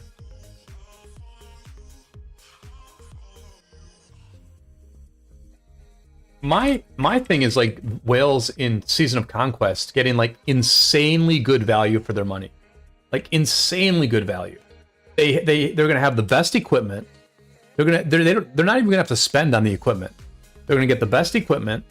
They're gonna have extremely good armaments. They're gonna get crystal tech that is actually meaningful. And then they're gonna get to hire pilots to play their account when they're not online. So that the power of their account is being used 24/7. And, you know, and they're able to like make a massive impact on the KvK, gain tons of kill points. Like those Season of Conquest whales, and they're not even spending that much. Like they're not even spending that much. Like the whale in KvK 1 who's at 100 million power is spending a lot more money than somebody with maxed equipment who's just buying resources and crystal tech. The whale in KvK 1 is spending way more money than that person, and they're getting a lot worse value for what they spend.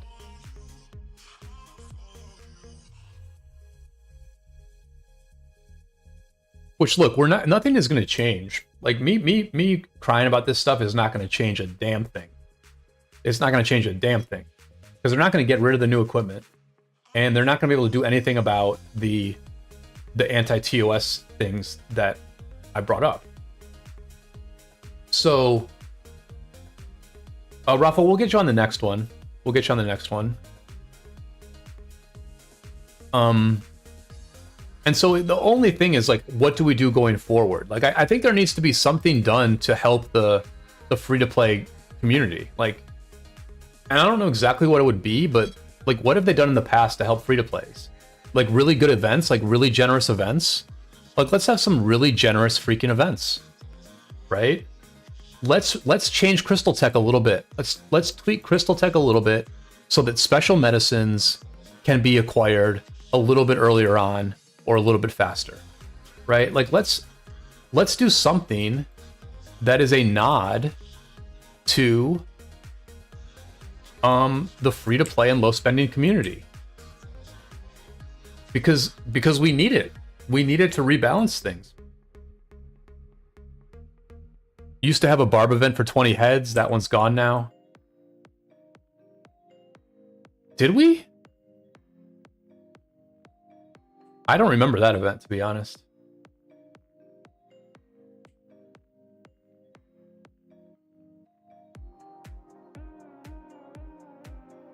All right, it's infantry, but maybe I'm okay. Seems like I'm okay.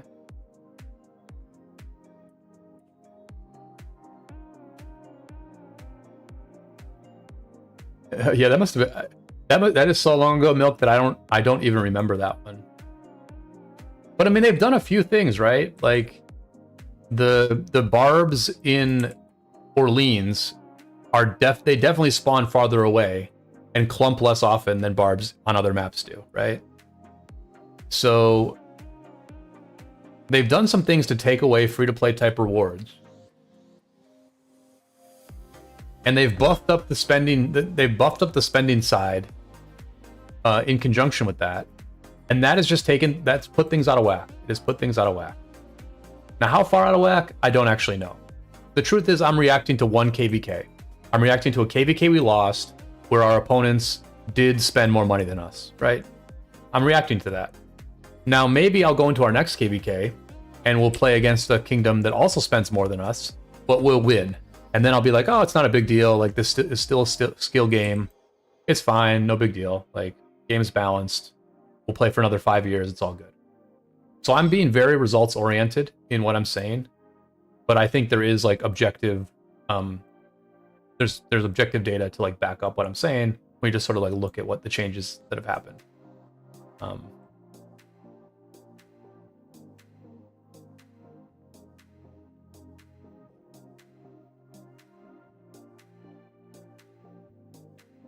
But I mean, maybe it's, maybe it's not too bad. We'll see. We'll see. I just need to get into like a good KvK where things go well for us, and my tune is going to change. My tune is going to change pretty significantly. All right, so we're in like a weird situation here where like it's a stasis situation, where it's like two and two. I guess it's good that I mean, they have so many people here. And Shiv is Okay, that guy left. So we're gonna fight this. We're gonna fight this.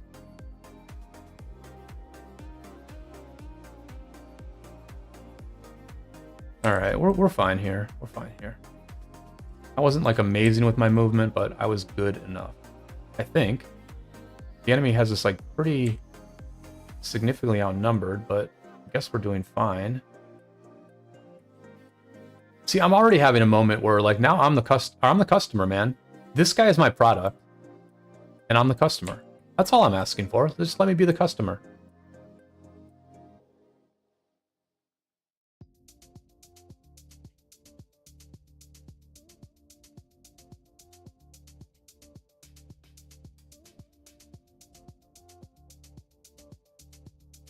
I mean, I'm pretty sure we just like I think I just killed like 9 people, so.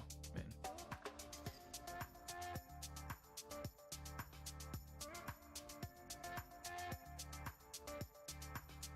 Close match though, very close match here. Oh, they have all the flags right now? That's not good.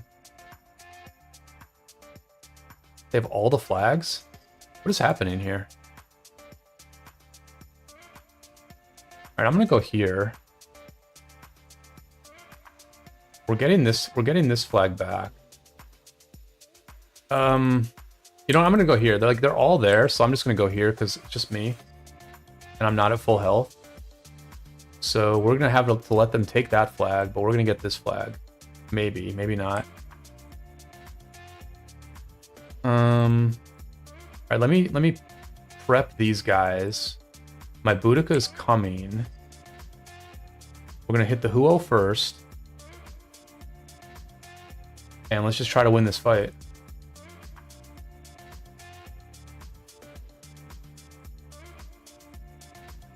And then we'll hit the Mina second. Ugh. Why do I feel like I'm outnumbered like non-stop in this fight?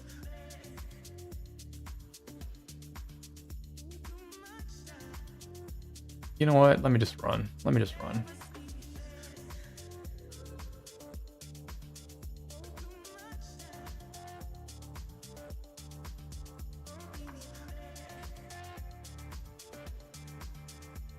Huh. So we seem to be getting wrecked. We're not wrecked, but we are losing. And it's pretty hard to come back here. I'm just going to kill this march because I don't know what else to do. Okay, we're coming back, but... I guess I want to go here because this is fastest. This guy needs... Okay.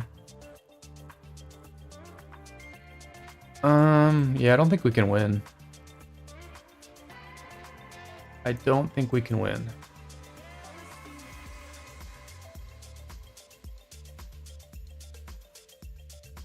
I don't think we can win, but maybe?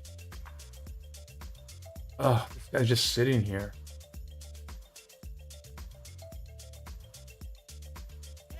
He's probably not even strong, and we just let him sit here. Oh, close match. Close freaking match. GG. GG. That was a close one.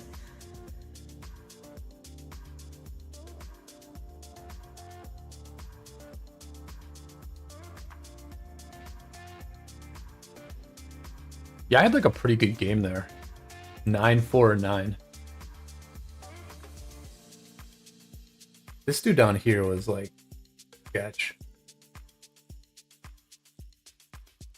Yeah, it was a good try. Good try. Let me see if Rafa's trying to play.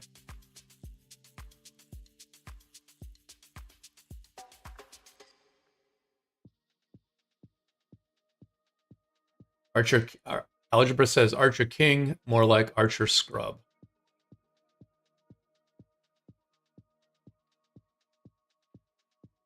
Rafa, did you want to play?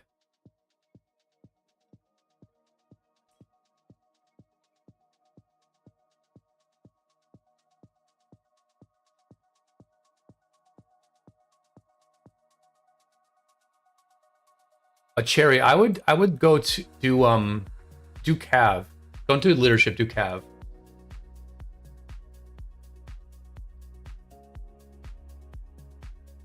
I mean, I guess you could do leadership, but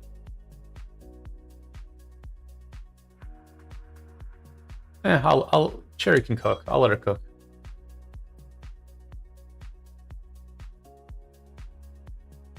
What's the mini game that's a battle royal? I forget what it's called, but that one is kind of lame.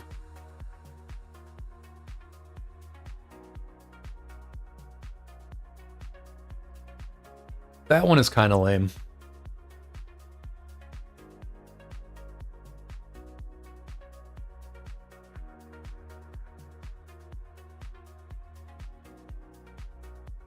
Everybody be sure to throw a like on the stream. Thank you again to Saul for the very generous donations. Thank you to Lambo for the gifted subs.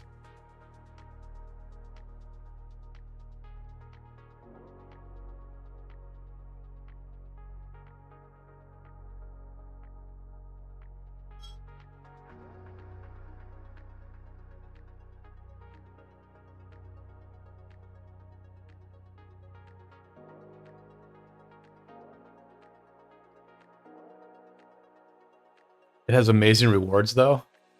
Yeah, I mean, I do all those silly events. You're right though, it does have amazing rewards. Heck, I like the freaking ship game. I like the ship battling game. The ship battling game is actually decent. The ship battling game is actually decent.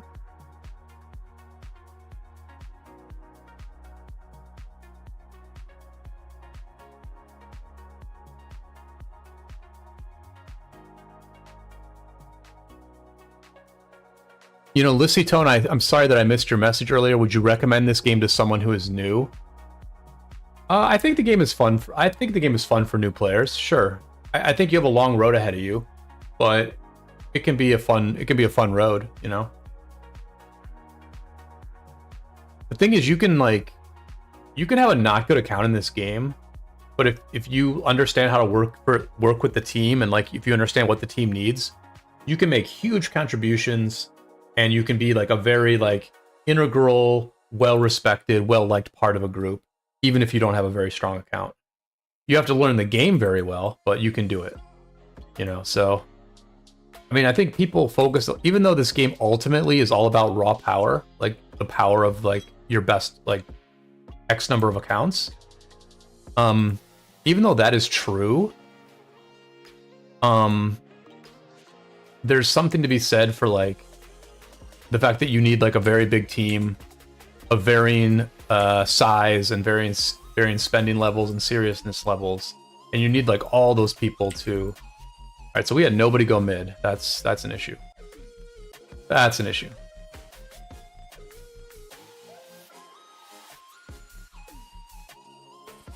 I hate being the mid player in this team because I feel like I'm probably the strongest fighter, but apparently they didn't have anyone go mid either.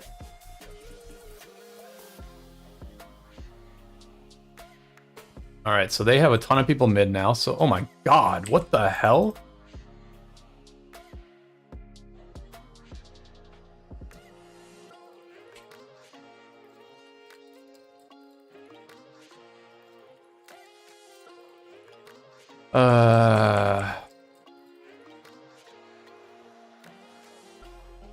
I mean, this is just a bad situation because I got wrecked. They have tons of people here. Cherry, if you can hear this, just don't try to fight him directly. You gotta try to you have to, oh, alright. Yeah, this is just rough, man. Yeah, so Cherry, in a situation like that, basically you just have to run around and keep disrupting the carrier. There's no reason to really go in on them.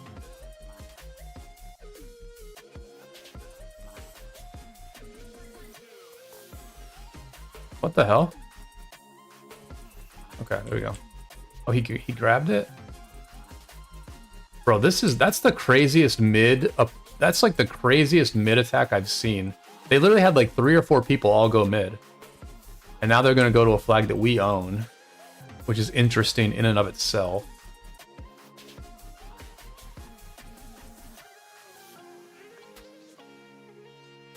Yeah, so we just need to camp this flag. We just need to camp this flag.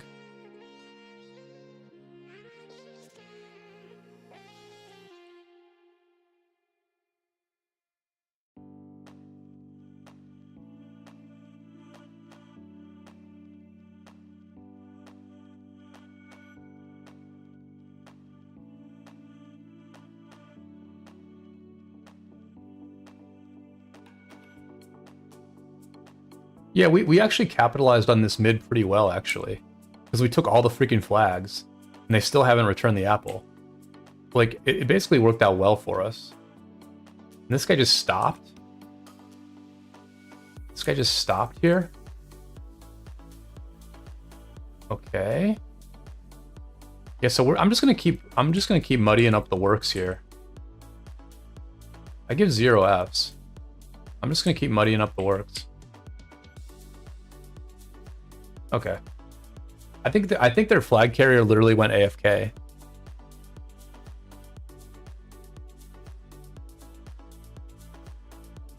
Milk asks, Brian, you gonna get me an Archer MGE? Are there any good Archer commanders in the MGE though? Like, what's even desirable in the MGE? Dido? I don't know if you need Dido, Milk.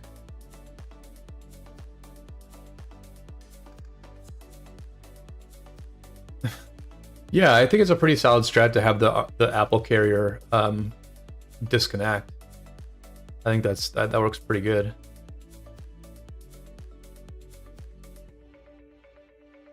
Oh, the new ones. The new ones. All right, Cherry and Shiv are ready to go with another match. And away we go.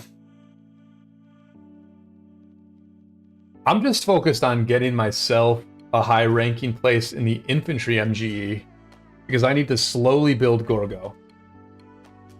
I fast built Justinian, which was probably a mistake. I probably should have slow built Justinian and built Huo instead, but I had no way of knowing how this KvK was going to play out. And so I need to slow build Gorgo because I need to build Huo and Lucci. Like, I have a lot of freaking things I need to do with gold heads. Like, as badly as I need materials, I feel like I need gold heads even more, which is kind of a weird situation to be in.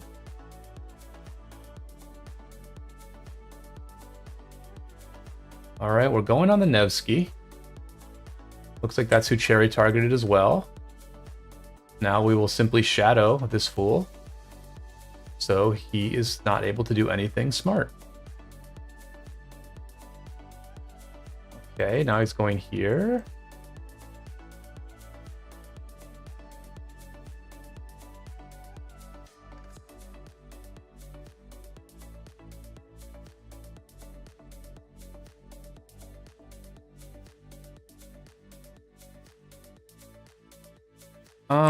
I should maybe be helping Cherry here, but I just feel like I'm getting a free flag here, so I'm just going to take it.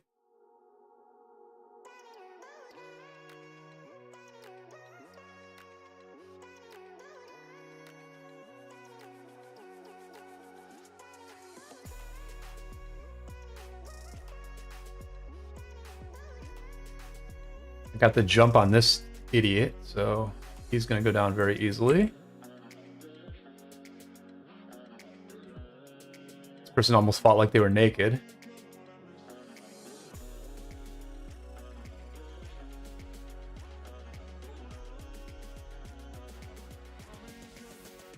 But can I beat this person? Looks like I can. This is weird. Don't I usually get wrecked in Olympia? Like, why am I winning today? Although obviously I lost this flag, which sucks.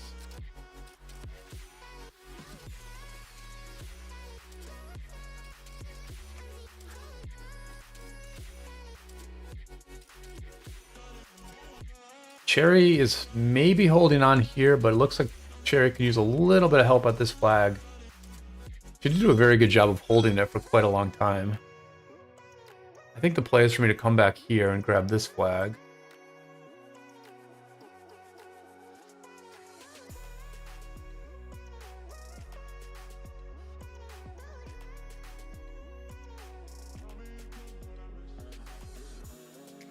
So I'm gonna speed here because I know this person is healing. I know they're healing. And I don't think I'm gonna get there in time, but maybe I will. I'll have the Nevsky walk right through this flag. Oh no, he's healed. He's healed. Oh, there's two here now. Oy.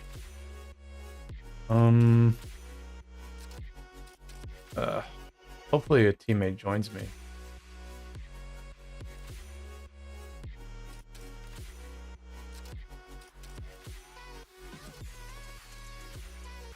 Oh, I only have two people here. Sure.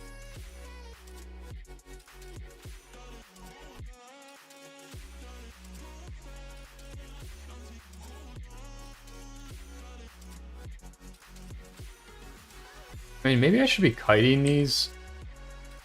Maybe I should be kiting more and like allowing my marches to survive and heal. I don't know.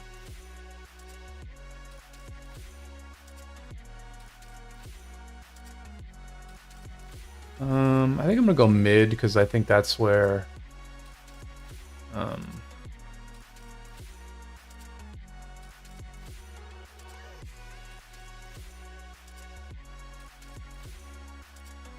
oh, of all the indignities, having my Buddha get picked off by this naked player is the greatest of indignities. Actually, this is not the naked one. Why are the enemies everywhere? Like, this is insane. All I see are enemies. I never see teammates.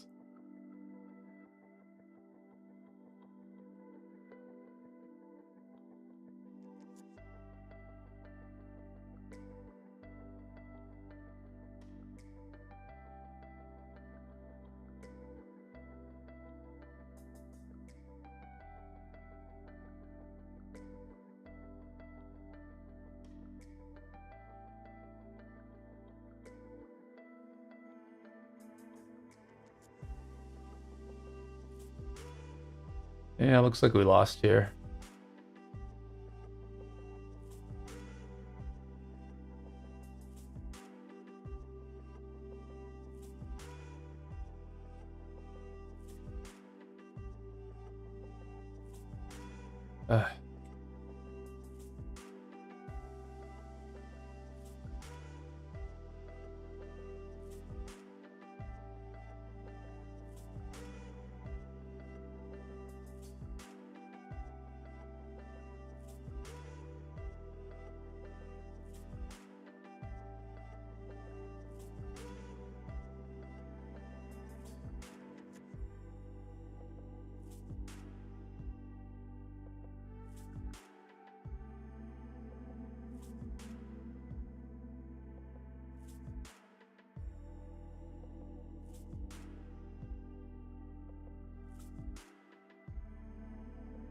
All right, we won some and we lost some.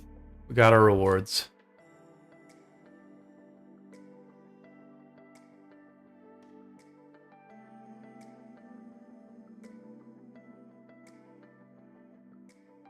Rafa, I think I'm good with that number of matches. Shiv and Cherry may want to play. I did want to play with Rafa, but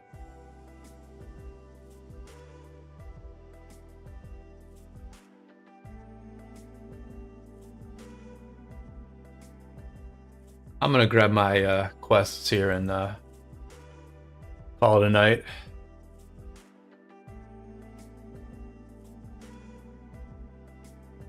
Yeah, I think that's gonna be about it for the stream. I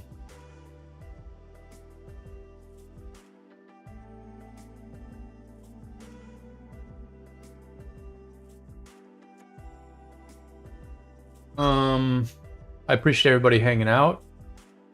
Thank you, Shiv and Sherry, for the good Olympia games. We won some, we lost some. Thank you again to Saul and Lambo for the very generous support tonight. Shout out to all the members. Shout out to Iran. Shout out to Alloys. Shout out to Algebra. Shout out to Cherry, Isaac, Seth, Maman, Lambo. Shout out to the other KvKs that are going on. The 960 KvK that's been giving us so much good action. Shout out to 2268 for playing very well. Shout out to the 2293 1647 KvK that gave me a chance to talk about the Warriors Unbound map. Shout out to 1077 for dodging 2605 and giving us something to talk about there. Shout out to Derpville. Shout out to everybody who lives in Derpville. There's Derpvilles all over the country, all over the world. I try to hang out in Barb City rather than in Derpville, but, you know, I do split my time like so many others do. So I hope everybody has a good time, whether they're in Derpville, Barb City, or Cool Life Central. I'm going to get back to my own life. Got a busy weekend ahead of me. I am going to work on a video. Hopefully I will have that uploaded either Sunday or Monday. Lots of things to do in the off season. New emojis, a Discord server to build and populate, videos to get caught up on, a channel to grow, an account to rebuild. And until next time, I will see you all on the flip side.